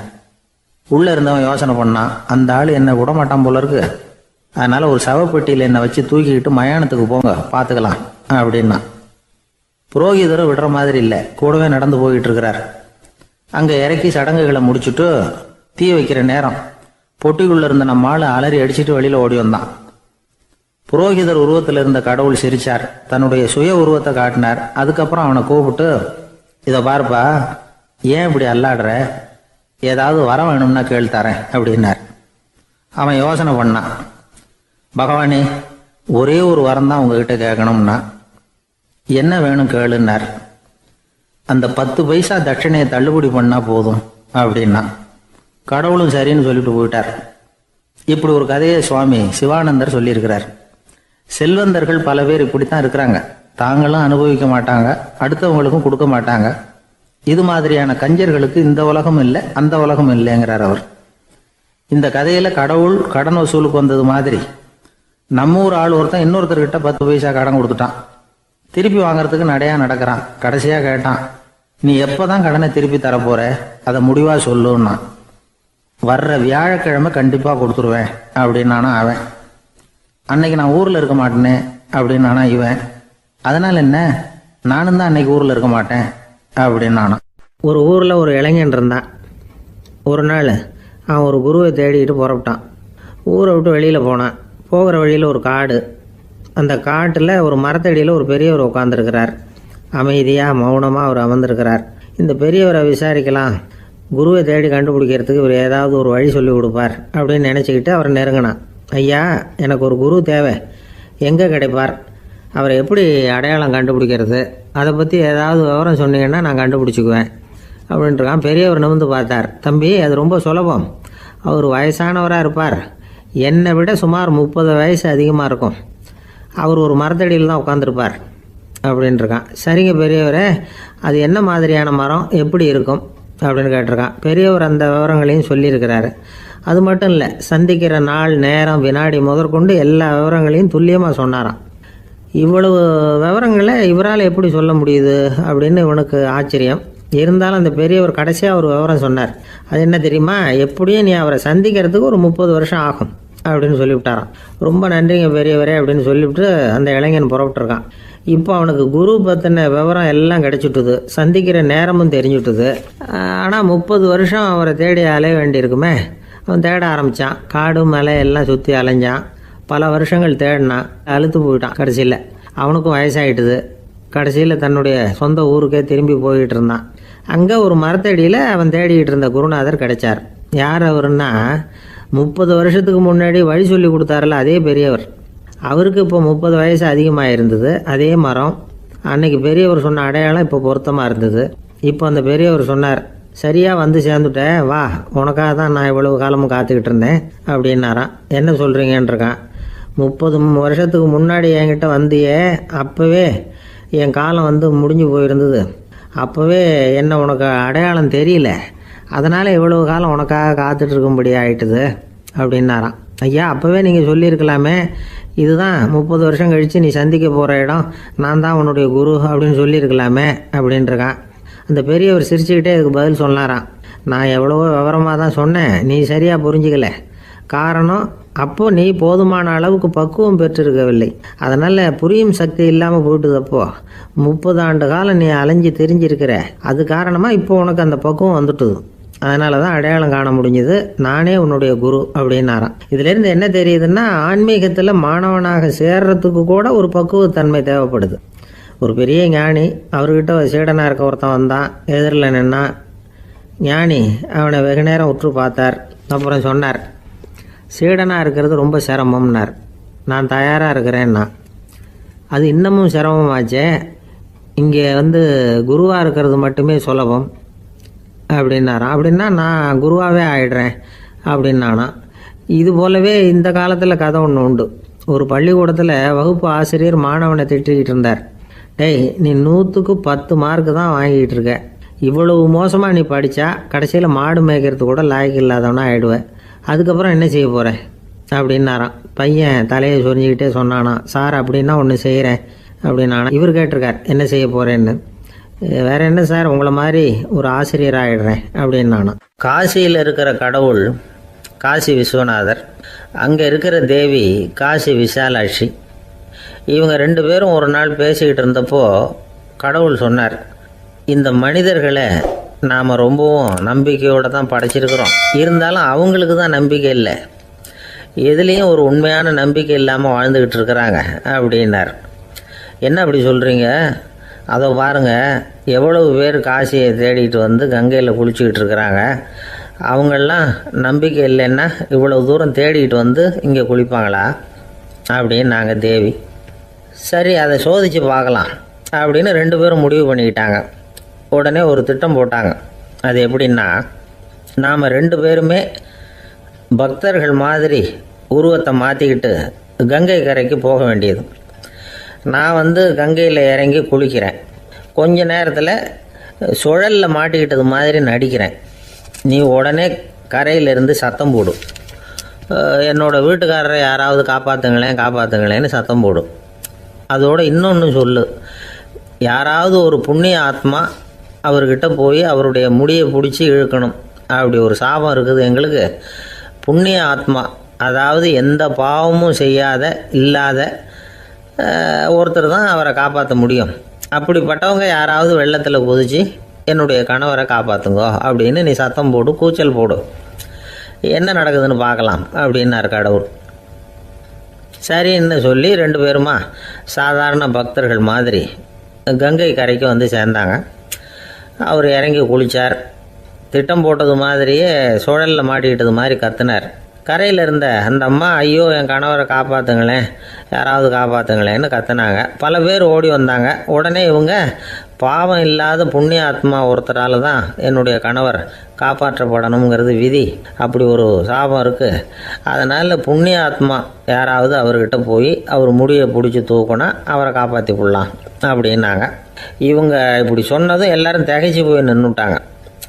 ஒவ்வொருத்தருக்கும் அவங்க செஞ்ச பாவம்லாம் ஒவ்வொன்றா ஞாபகத்துக்கு வர ஆரம்பிச்சுட்டுது. சரி, இதுக்கு நாம் லாயக்கு இல்லை அப்படின்னு சொல்லி ஒதுங்கி போக ஆரம்பிச்சிட்டாங்க எல்லாம். இந்த சமயத்தில் யாரோ ஒருத்தர் வேகமாக ஓடி வந்தார், ஆற்றுல குதிச்சார். அவர்கிட்ட போனார், முடியை பிடிச்சார், தூக்குனார், அவரை காப்பாற்றி கரைக்கு கொண்டுட்டு வந்துட்டார். அப்படி காப்பாற்றின அந்த ஆளை இவங்க 2 பேரும் தனியாக கூப்பிட்டுக்கிட்டு ஒரு மண்டபத்துக்கு வந்துட்டாங்க. வந்து விசாரிக்கிறாங்க. நீ யாரப்பா அப்படின்னு கேட்குறாங்க. ஏதும் தெரியாத மாதிரி. நான் இந்த ஊர் அன்ன சத்திரத்தில் வேலை செய்கிற ஒரு சமையல்காரன் அப்படிங்கிறார். நீ வந்து கங்கையில் குளிக்கிறது உண்டான்னு கேட்டிருக்காங்க. நான் இந்த ஊர்லேயே தான் இருக்கிறேன், இருந்தாலும் தினமும் கங்கையில் குளிக்கிறதில்ல, எப்பாவது ஒரு நாள் அங்கே குளிப்பேன் அப்படின்னார். கங்கையில் மூழ்கி எழுந்திரிச்சா பாவமெல்லாம் தொலையும்னு சொல்கிறாங்க. அப்படி இருக்கிறப்போ அங்கே இன்றைக்கி கங்கையில் குளிச்சுக்கிட்டு இருக்கிறவங்கெல்லாம் தங்களை வந்து புண்ணிய ஆத்மாவா நினைக்கல. கங்கையில் குளிக்காத நீ உன்னை வந்து புண்ணிய ஆத்மாவா நினச்சி என்னை காப்பாற்ற வந்திருக்கிற, அது எப்படி அப்படின்னு கேட்டார். அதுக்கு அந்த ஆள் சொல்கிறான், கங்கையில் குதித்ததுக்கு அப்புறம் தானே உங்களை காப்பாற்ற போகிறோம், அப்படி குதிக்கும் பொழுது என்னுடைய பாவமெல்லாம் போயிருக்கும்ல, நான் புண்ணிய ஆத்மாவாக ஆயிருப்பேனே, அதனால தான் துணிஞ்சு வந்து உங்களை காப்பாற்றினேன் அப்படின்னா. கடவுளும் தேவியும் அவனுக்கு வந்து காட்சி கொடுத்தாங்களாம். இப்படி ஒரு கதை உண்டு. அதாவது கங்கையில் குளிச்சுக்கிட்டு இருக்கிறவங்களுக்கே தங்களுடைய பாவம் போகுங்கிற நம்பிக்கை பரிபூர்ணமாக இல்லை, குளிக்காத ஒருத்தனுக்கு அந்த நம்பிக்கை இருந்தது. அதனால் அவனால் கடவுளை பார்க்க முடிஞ்சது. கடவுளை வந்து நாமளும் பார்க்க முடியுமா முடியாதா அப்படிங்கிற குழப்பம்லாம் நமக்கு வேண்டியதில்லை. நம்பிக்கையோடு வாழணுங்கிற உண்மையை மட்டும் இந்த கதையிலேருந்து புரிஞ்சுக்கிட்டால் போதும். ஏன்னா இந்த கதையை கேட்டுட்டு ஒரு நண்பன் குதர்க்கமாக ஒரு கேள்வி கேட்டான். ஏன் சார், கங்கையில் குளித்தா பாவம் போயிடும்னு சொல்கிறீங்களே, நான் எனக்கு வேண்டாத ஒருத்தனை அழைச்சிட்டு போய் கங்கையிலேயே தள்ளி விட்டுட்டு அதுக்கப்புறம் அங்கேயே முழுக்க போட்டுட்டு நான் செஞ்ச பாவத்தை வந்து அதுலேயே கழுவி விட்டுட்டு மறுபடியும் உங்ககிட்ட வந்துடுறேன்னு வச்சுக்கோங்க, நீங்கள் என்னை வந்து புண்ணிய ஆத்மான்னு ஏற்றுக்குவீங்களா அப்படிங்கிறான். ஆள் கொஞ்சம் ஆசைந்தான், நம்மளே அங்கே அழைச்சிட்டு போனாலும் போயிடுவான். ஜவஹர்லால் நேரு பிரதமராக இருந்த சமயம் அவர் ஒரு தடவை சென்னைக்கு வந்திருக்கிறார். இங்கே சில முக்கிய நிகழ்ச்சிகளில் கலந்துக்கிறதுக்காக வந்திருந்தார். ஆளுநர் மாளிகையில் ஒரு நாள் ராத்திரி தங்கி மறுநாள் புதுடெல்லி புறப்படுறதாக ஏற்பாடு. நிகழ்ச்சியிலெல்லாம் முடிச்சுக்கிட்டு ஆளுநர் மாளிகையில் தங்கியிருக்கிறார். அன்றைக்கு இரவு படிக்கிறதுக்கு ஒரு முக்கியமான புத்தகம் அவருக்கு தேவைப்பட்டது. அந்த சமயத்தில் உலக அளவில் ஒரு முக்கியமான பொருளாதாரம் சம்பந்தமான ஒரு புத்தகம் வெளியாகி இருக்கிற விஷயம் அவருக்கு தெரியும். அந்த புத்தகம் மெட்ராஸுக்கு வந்திருக்குமா, அது இங்கே கிடைக்குமா அப்படின்னு விசாரிச்சிருக்கிறார் நேருஜி. அவர் இப்படி கேட்ட உடனே அங்கே இருந்தவங்கெல்லாம் ரொம்ப பரபரப்பாக செயல்பட ஆரம்பிச்சுட்டாங்க. முக்கியமான இடங்கள்ல எல்லாம் விசாரிச்சிருக்கிறாங்க அந்த புத்தகம் உங்ககிட்ட இருக்கான்னு. சென்னையில் உள்ள கன்னிமாரா நூல் நிலையத்துக்கு எப்படியும் அந்த புத்தகம் வந்திருக்கணும் அப்படின்னு ஒரு நம்பிக்கை. அங்கே விசாரித்தாங்க. அந்த புத்தகம் 2 நாளைக்கு முன்னாடி தான் அங்கே வந்திருக்குது அப்படிங்கிற விஷயம் தெரிஞ்சுது. உடனே எல்லாரும் அங்கே ஓடினாங்க. அவங்களுக்கு இன்னொரு சந்தேகம், புத்தகம் வந்திருக்கு சரி, அது இந்த சமயத்தில் வேற யாரும் படிக்கிறதுக்கு எடுத்துகிட்டு போயிருக்கக்கூடாதே அப்படிங்கிற சந்தேகம் இருந்தாலும் மனசுக்குள்ள ஒரு தைரியம். இப்படி ஒரு புத்தகம் வெளிவந்திருக்கிற விஷயமே நேருஜி சொல்லி தான் நமக்கே தெரியும். அதுவும் இல்லாமல் உலக பொருளாதாரம் சம்பந்தமான ஏதோ ஒரு புத்தகம் அது. அதை போய் இந்த நேரத்தில் அவ்வளவு ஆர்வமாக யார் எடுத்துகிட்டு போயிட போகிறாங்க அப்படிங்கிற தைரியம். இந்த தைரியத்தோடு அந்த நூல் நிலையத்துக்கு ஓடினாங்க. புத்தகத்தை தேடினா அது கிடைக்கல. யாரோ எடுத்துகிட்டு போயிருக்கிறாங்க. நேருவுக்கு மட்டுமே தெரிஞ்சிருந்த அந்த புத்தகம் பற்றின விஷயம் சென்னையில் வேற ஒருத்தருக்கும் தெரிஞ்சிருக்குது. உடனே எல்லாரும் பரபரப்பாக அந்த அதுக்குன்னு இருக்கிற ரிஜிஸ்டர் இருக்குல்ல, பதிவேடு, அதை புரட்டி பார்க்குறாங்க யார் எடுத்துகிட்டு போகிறாங்கன்னு தெரிஞ்சுக்கிறதுக்காக. எடுத்துகிட்டு போனவங்க அதில் கையெழுத்து போட்டிருப்பாங்கல்ல, அதை பார்த்து யாருன்னு தெரிஞ்சுக்கலாம் அப்படிங்கிறதுக்காக தான் அதை புரட்டுறாங்க. அதோ அந்த புத்தகத்தோட பேர் பக்கத்தில் அதை எடுத்துக்கிட்டு போனவங்க கையெழுத்து உத்து பார்க்குறாங்க எல்லாரும். அதில் போட்டிருக்குது பேர் CN அண்ணாதுரை அப்படின்னு எழுதியிருந்தது. அவர் தான் பேரறிஞர் அண்ணா.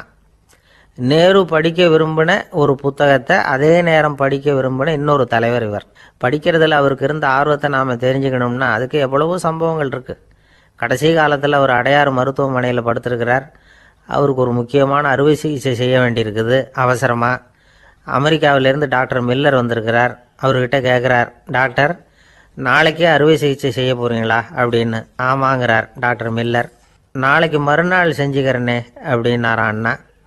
ஏன் ஏதாவது நாள் பார்க்குறீங்களான்னு கேட்டிருக்கார். இல்லை, ஒரு புத்தகத்தை படிச்சுக்கிட்டு இருக்கிறேன், அதை நாளைக்குள்ளே முடிச்சிருவேன், அதுக்கப்புறம் நான் இறந்தாலும் கவலை இல்லை அப்படின்னாரான் இவர். அவர் தான் அறிஞர் அண்ணா. சங்ககால நூல்கள்லேருந்து சமீபத்தில் வந்த நூல்கள் வரைக்கும் எல்லாம் அவர் படிச்சிருக்கிறார்.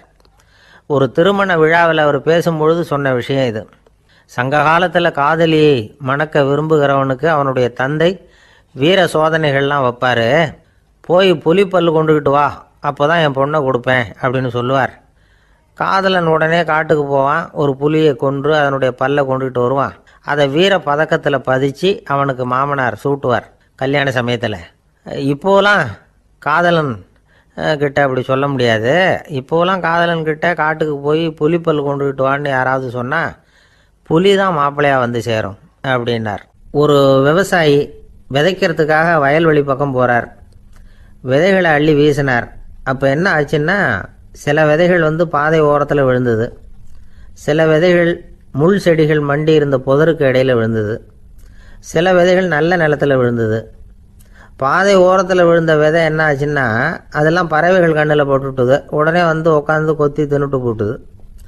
அதிகமாக மண் இல்லாத பாறை பகுதியில் விழுந்த விதையெல்லாம் லேசாக வேர் விட்டு முளைக்க ஆரம்பிச்சிது. அதுக்கப்புறம் வேர் கீழேயும் ஆழமாக போக முடியல, மேலேயும் சூரிய வெப்பம் அதிகம் தாங்க முடியல, எல்லாம் காஞ்சி கருகி போட்டுது. புதர் பகுதியில் சில விதைகள் விழுந்தது இல்லையா, முள் செடிகள் காடாக மண்டி போயிருந்தது. அதனால் முளைச்சி வர்ற செடிக்கு நெருக்கடி அதிகமாக போட்டுது, சரியாக வளர முடியல, விளைச்சலும் சரியாக இல்லை. நல்ல நிலத்தில் விழுந்த விதைகள் மட்டும் நல்லா முளைச்சிது, நல்லா வளர்ந்தது, விளைச்சலும் பிரமாதமாக இருந்தது. இந்த கதையை சொல்லிவிட்டு கேட்க செவியுள்ளோர் கேட்கட்டும் அப்படிங்கிறார் இயேசு பெருமான். ஆமாம், இயேசு கடலில் நின்ற படகு ஒன்றில் உட்காந்துருக்கிறார். கடற்கரையில் ஏராளமான மக்கள் உட்காந்துருக்கிறாங்க. அந்த சமயத்தில் தான் இயேசு ஓமைகள் மூலமாக மக்களுக்கு பல உண்மைகளை சொல்லிகிட்டு இருக்கிறார். மக்கள் அந்த கதையை கேட்டுட்டு ஒன்றும் புரியாமல் முழிக்கிறாங்க. அதை கவனித்த இயேசு அந்த ஓமையை விளக்க ஆரம்பித்தார். இதில் அந்த விதைக்கிறவர் தான் இறைவன். அவருடைய வார்த்தைகளை விதைக்கிறார். அந்த வார்த்தைகளை கேட்கிற மக்கள் அந்த விழுந்த விதைகள் மாதிரி 4 வகையானவர்கள். சில பேர் பாதை ஓரத்தில் விழுந்த விதைகள் மாதிரி, இறைவன் வார்த்தைகளை அவங்க கேட்குறாங்க. ஆனால் தீய எண்ணங்கள் செய்கைகள் மூலமாக விதைக்கப்பட்ட வார்த்தைகள் அழிஞ்சு போடுது. இறைவன் வார்த்தைகளை கேட்ட உடனே மகிழ்ந்து போய் உடனே சில பேர் அதை ஏற்றுக்கிறாங்க. இவங்கெல்லாம் அந்த பாறை பகுதியில் விழுந்த விதைகள் மாதிரி. அதனால் இவங்கெல்லாம் வேறு இல்லாதவங்க. கொஞ்ச காலத்துக்கு இறை வார்த்தைகளுக்கு கீழ்ப்படிந்து நடப்பாங்க. அதனால் ஏதாவது இடைஞ்சல் ஏற்பட்டால் உடனே தடுமாறுவாங்க. தங்கள்கிட்ட இருக்கிற நல்ல பண்புகளை விட்டுட்டு பாவ வழிகளுக்கு போயிடுவாங்க. முள் செடிகளுக்கு இடையில் விழுந்த விதைகள் மாதிரி உள்ளவங்க யாருன்னா, இவங்களுக்கு உலக கவலை உண்டு, செல்வத்தின் மீது மயக்கம் உடையவர்கள், உலக ஆசைகள் இவங்களுக்குள்ளே பூந்துடுறதுனால அங்கே இருக்கிற நல்ல பண்புகள் மறைஞ்சு போயிடுது. அதனால் அவங்களும் உபயோகம் இல்லாதவங்களாக ஆயிடுறாங்க. நல்ல மனிதர்கள் நல்ல நிலத்தில் விழுந்த விதைகளுக்கு ஒப்பானவர்கள். இவங்க இறை வார்த்தையை கேட்குறாங்க, அதை ஏற்றுக்கிறாங்க, அவங்களும் நல்லபடியாக வாழுறாங்க, அடுத்தவங்களுக்கும் உபயோகமாக இருப்பாங்க. இதுதான் இயேசு சொன்ன விளக்கம். நல்ல வார்த்தைகளை கேளுங்கள், நல்ல வார்த்தைகளை ஏற்றுக்கொள்ளுங்கள், அடுத்தவங்களுக்கு உபயோகமாக இருங்க. இதுதான் பெரியவங்கள்லாம் நமக்கு சொல்லுகிற உபதேசம். ஒரு அப்பா தன்னுடைய மகனுக்கு உபதேசம் பண்ணார். இதை பாருப்பா, நல்ல வார்த்தைகளை கேட்கணும், எப்போதுமே மகன் அப்பா பேச்சை கேட்கறது நல்லது அப்படின்னாராம். நீ ஏதாவது ஒரு தப்பு பண்ணால் என் தலையில் ஒரு முடி நரைச்சி வெள்ளையாக போடும்பா, நீ செய்கிற ஒவ்வொரு தப்புக்கும் என் தலையில் ஒவ்வொரு முடி வெள்ளையாயிடும் அப்படின்னாராம். பையன் யோசிச்சான், அப்பா இப்போ தான் எனக்கு புரியுது, தாத்தாவோட தலைமுடி பூராவும் வெள்ளையாக இருக்கிறதுக்கு என்ன காரணம்ங்கிறது எனக்கு இப்போ தான் புரியுது அப்படின்னானா. ஒரு ராஜா இருந்தார். நாடு பூராவும் நிறைய மரங்களை நட்டு வளர்க்கணுங்கிறது அவரோட ஆசை. தானே அதுக்கு முன்மாதிரியாக இருக்கணும்னு நினைச்சார். அரண்மனையை சுற்றி மரங்களை நட்டு வளர்த்தார். இதை பார்த்துட்டு ஜனங்களும் அவங்கவுங்க வீட்டை சுற்றி மரக்கன்றுகளை நட்டு வளர்த்தாங்க. கொஞ்ச காலத்தில் ஊர் பூரா பசுமையாக மாறிச்சு. எல்லாருக்கும் சந்தோஷமாக இருந்தது. இது ஒரு பக்கம் இருக்கட்டும். இப்போ நான் சொல்ல போகிற கதை வேற. அதாவது அந்த ராஜா ஒரு நாள் தன்னுடைய அரண்மனையை சுற்றி இருக்கிற விதவிதமான மரங்களை எல்லாம் போய் பார்த்தார். எப்படி இருக்கிறீங்க அப்படின்னு ஒவ்வொரு மரத்துக்கிட்டையும் விசாரிச்சாராம். எந்த மரமும் சந்தோஷமாக இருக்கிறதா தெரியல. அதுக்கும் மனசில் ஒரு குறை.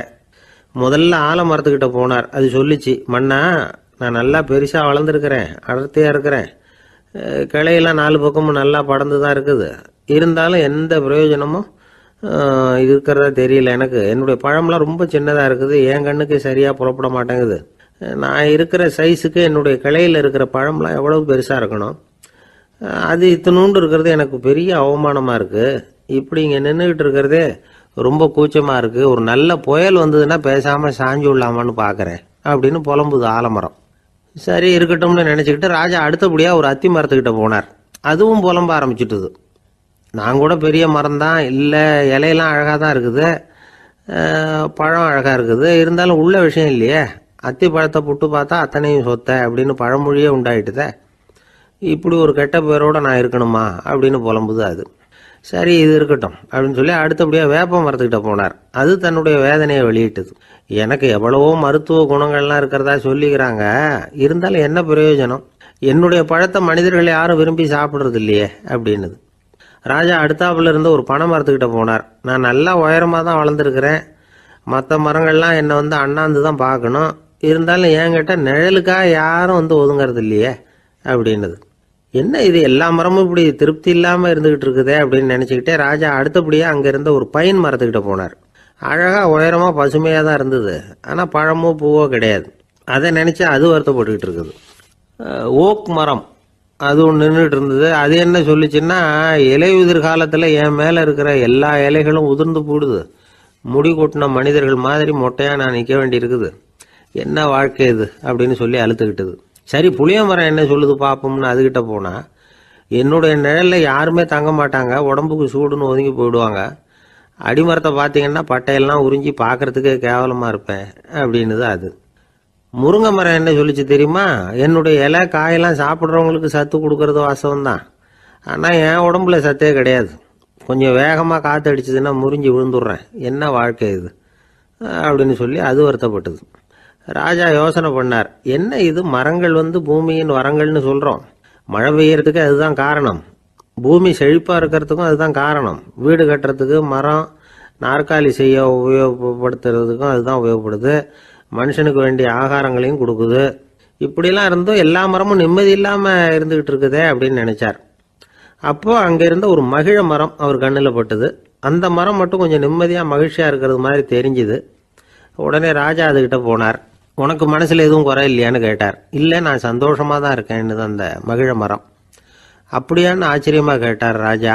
ஆமாம் மன்னா, இந்த இடத்துல நீங்கள் ஒரு முருங்கை மரத்தையோ வேப்ப மரத்தையோ கூட நட்டிருக்கலாம். ஆனால் இந்த இடத்துல நடுறதுக்கு என்ன தேர்ந்தெடுத்திருக்கிறீங்க, அதுவே எனக்கு பெருமை, அதுவே எனக்கு திருப்தி அப்படின்னு தான் மகிழ மரம். மகிழ மரம் சாதாரணமாக தான் இருக்கும். இளம் மஞ்சள் நிறத்தில் பூக்கள், அது காய்ந்தும் மனம் வீசும். மகிழ மரம் மாதிரி மன திருப்தியோடு வாழறதுக்கு நாம் கற்றுக்கணுமா. நாம் இந்த உலகத்தில் ஒரு நாயாவோ நரியாவோ கூட பிறந்திருக்கலாம். மனுஷனாக பிறந்திருக்கிறோம், அதுவே பெருமை தானே. இந்த நிறைவு தான் மகிழ்ச்சியின் ரகசியம். ஒரு பையன் அப்பா கிட்ட போய், அப்பா நீங்கள் இந்த உலகத்தில் ஒரு மனுஷனாக பிறந்தது என்னோட அதிர்ஷ்டம் நானா. ஏண்டா அப்படி சொல்கிறேன்னு இருக்கார் அப்பா. நீங்கள் ஒரு கரடியாக பிறந்திருந்தா இந்நேரம் நானும் ஒரு கரடி குட்டியாக தானே இருந்திருப்பேன் அப்படின்னு நானா பையன். துருக்மேனியாவில் அஷ்காபாத் அப்படின்னு ஒரு நகரத்தில் ஒரு புவியியல் விஞ்ஞானி இருந்தார். அவர் ஒரு நாய்க்குட்டி வளர்த்தார். ஒரு நாள் முன்னிரவு நேரம் ஒரு மேஜைக்கு முன்னாடி உட்காந்து அந்த விஞ்ஞானி ஏதோ கணக்கு போட்டுக்கிட்டு இருக்கிறார். அவருக்கு ஒரு சின்ன பெண் குழந்தை, அது தொட்டிலில் தூங்கிட்டு இருக்குது. அந்த நாய்க்குட்டியும் ஒரு மூலையில் படுத்து அது பாட்டுக்கு தூங்கிட்டு இருந்தது. ஒரே அமைதி. அந்த நேரத்தில் திடீர்னு அந்த நாய்க்குட்டி துள்ளி எழுந்திரிச்சிது. நேராக குழந்தைகிட்ட ஓடிச்சு. அந்த குழந்தைய அது போட்டிருந்த ட்ரெஸ்ஸோடு சேர்த்து கவ்வி தூக்குச்சு. தூக்கிக்கிட்டு வாசல் பக்கம் ஓடிச்சு. நாய்க்குட்டி குழந்தைய கவ்வி தூக்க முடியுமாங்கிற சந்தேகம் உங்களுக்கு இல்லையா? நீங்கள் நம்ம ஊர் நாய்க்குட்டியவே பார்த்து பழக்கப்பட்டிருக்கீங்க, அதனால் நம்புறதுக்கு சிரமமாக இருக்கும். அந்த ஊர்லெலாம் அது ரொம்ப ஸ்ட்ராங்காக இருக்கும், ஒரு ஏதோ கண்ணுக்குட்டி மாதிரி இருக்கும். விஞ்ஞானி அதை பார்த்துட்டார். உடனே அந்த நாய்க்கு வெறி பிடிச்சிட்டுதுன்னு முடிவு பண்ணிவிட்டு தன்னோட கை துப்பாக்கி எடுத்துக்கிட்டு ஓடி வந்தார். அவர் வெளியில் நாய்க்குட்டி எங்கே அப்படின்னு பார்த்து தேடுறார். அந்த நேரத்தில் அந்த வீடு இடிஞ்சு விழுது. காரணம் பூமி அதிர்ச்சி. இப்படி பூமி அதிர்ச்சி உண்டாக போகுதுங்கிறது அந்த நாய்க்குட்டிக்கு முன்னாடியே தெரிஞ்சு போச்சு. அதுதான் குழந்தைய தூக்கிட்டு வெளியில் ஓடி வந்திருக்குது. அது மூலமாக அந்த குடும்பத்தையே காப்பாற்றிருக்குது அந்த நாய்க்குட்டி. இந்த சம்பவம் நடக்கிறதுக்கு 3 நாளைக்கு முன்னாடியே சில பிராணிகளுக்கு இப்படி நடக்க போகுதுங்கிறது தெரிஞ்சிருக்குதான். ஆமாம், அந்த நகரத்தில் 3 நாளைக்கு முன்னாடியே பாம்பு, பல்லி இதெல்லாம் அது தங்கியிருந்த வலையை விட்டு வெளியில் ஓடி வந்துட்டுது. அதே மாதிரி அங்கே இருந்த புறாவெல்லாம் பறந்து போயிடுச்சான்.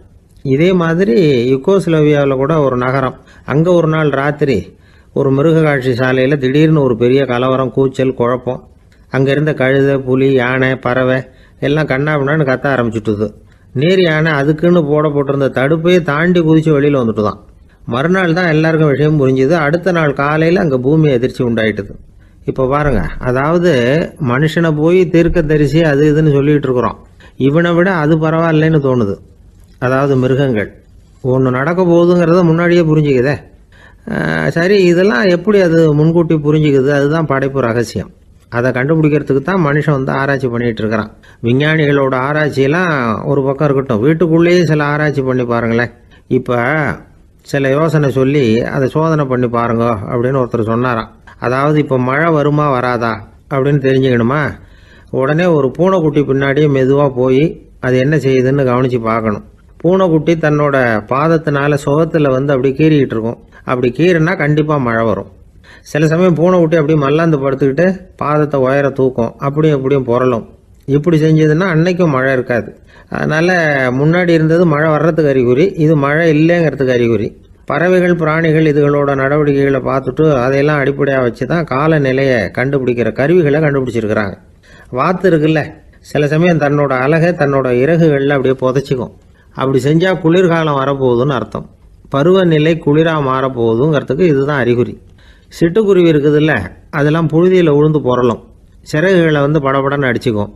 அப்படி செஞ்சால் மழை வரப்போகுதுன்னு அர்த்தம். ஒன்று மட்டும் நாம் நல்லா தெரிஞ்சுக்கணும், இயற்கையின் சீற்றம்னு சொல்கிறோம் இல்லையா, இயற்கை ஏன் நம்ம மேலே கோவப்படுது? இயற்கையை நாம் அனுசரித்து போகிறதில்ல, அதனால் கோவப்படுது. காடுகளை அழிக்கப்படாது, விலங்குகளை கொல்லக்கூடாது, இயற்கை ஏற்படுத்தி வச்சிருக்கிற சமநிலையை கெடுக்கக்கூடாது. அதை புரிஞ்சுக்கிட்டு வாழ்ந்தோம்னா பூமியும் நடுங்காது, நாமளும் நடுங்க வேண்டிய அவசியம் இருக்காது. ஒருத்தர் இருந்தார், சாராய கடைக்கு போனாராம், நிறைய சாப்பிட்டார். அப்புறம் சொன்னார், இது ரொம்ப அற்புதமான சரக்கு போல் இருக்குது. உள்ளே போன உடனே இந்த பூமியே நடுங்கிறது மாதிரி இருக்குது எனக்கு அப்படின்னாராம். இதுக்கு கடைக்காரர் சொல்லியிருக்கார், நீங்கள் சாப்பிட்டது வெறும் பச்சை தண்ணி தாங்க, இப்போ ஏற்பட்டிருக்கிறது நிஜம் பூமி அதிர்ச்சி அப்படின்னாராம். பக்தின்னு சொல்கிறோம் இல்லையா, அது 3 வகைப்படும் அப்படிங்கிறார் ஒரு பெரியவர். அது என்ன 3 வகைன்னா, தெய்வ பக்தி, அடியார்கள் பக்தி, குரு பக்தி. அடியார் பக்தியை விட தெய்வ பக்தியை விட குரு பக்தி தான் ரொம்பவும் சிறந்ததுங்கிறார் அவர். தெய்வத்துக்கிட்ட செஞ்ச பாவம் குருநாதர்கிட்ட தீர்ந்துருமா, குருநாதர்கிட்ட செஞ்ச பாவம் தெய்வத்துக்கிட்ட போனாலும் தீராதான். இப்படி பெரியவங்களாம் சொல்லி வச்சிருக்கிறாங்க. ஒரு காடு, அங்கே அயோத தௌமியர் அப்படின்னு ஒரு தபோதனர், அவர் பல மாணவர்களை ஒன்றா சேர்த்து ஒரு குருகுலம் நடத்திக்கிட்டு இருக்கிறார். பல தரப்பட்டவங்க பல திறப்பட்டவங்க மாணவர்கள் அதில் சேர்ந்து படிச்சுக்கிட்டு இருக்கிறாங்க. பாஞ்சால ராஜகுமாரன் ஒருத்தனும் அந்த குருகுலத்தில் சேர்ந்து படிச்சுக்கிட்டு இருக்கிறான். அவன் பேர் ஆருணி. பெரிய இடத்து புள்ள, இருந்தாலும் படுப்பில் ரொம்ப கெட்டிக்காரனாக இருந்தான். அவன் தான் அங்கே முதல் மாணவன். ஒரு நாள் குருநாதர் அந்த அரசகுமாரனை கூப்பிட்டார். நம்ம குருகுலத்துக்கு சொந்தமான வயலில் தண்ணீர் பெருகி வெள்ளம் பயிரை அழிக்குதான், அதனால் நீ போய் மடையை அடைச்சிட்டு வந்துரு அப்படின்னார். அந்த அரசகுமாரன் உடனே புறப்பட்டான்.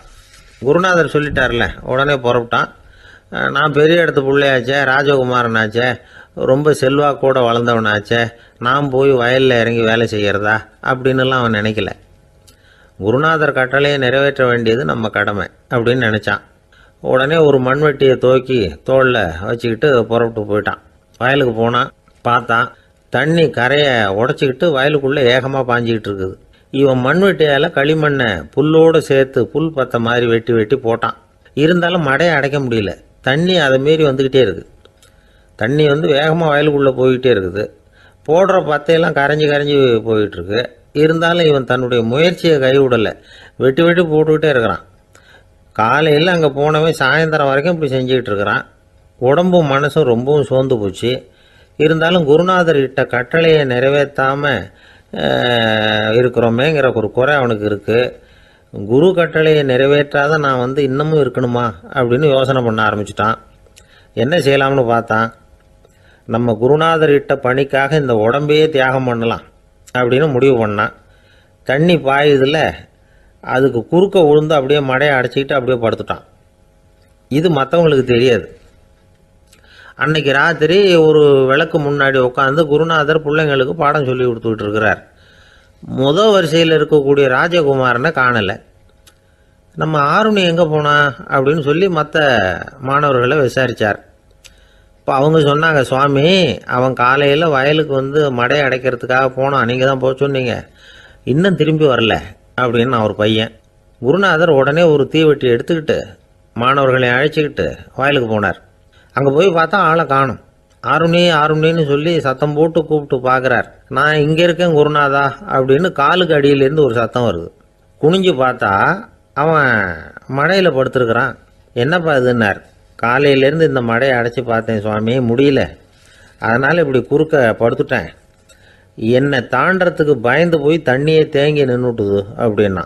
அவனுடைய குரு பக்தியையும் அவனை தாண்டறதுக்கு அஞ்சு நிற்கிற தண்ணி தேக்கத்தையும் பார்த்துட்டு எல்லாரும் ரொம்ப ஆச்சரியப்பட்டு போயிட்டாங்களாம்.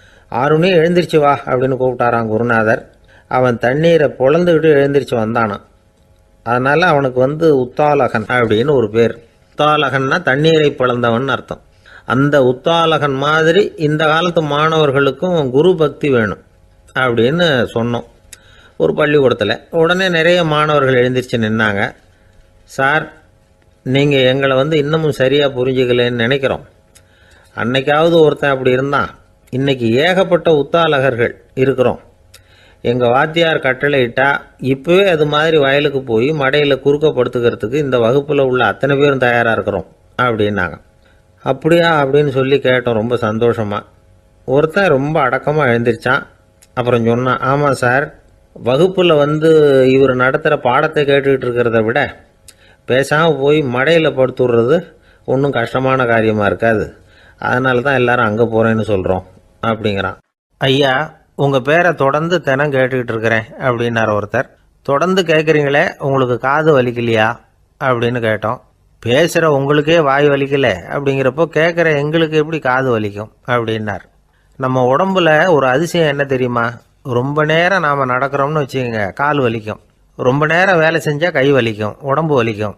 ரொம்ப நேரம் பார்த்துக்கிட்டே இருந்தால் கண்ணு வலிக்கும். ரொம்ப நேரம் பேசிக்கிட்டே இருந்தால் வாய் கூட வலிக்கும்.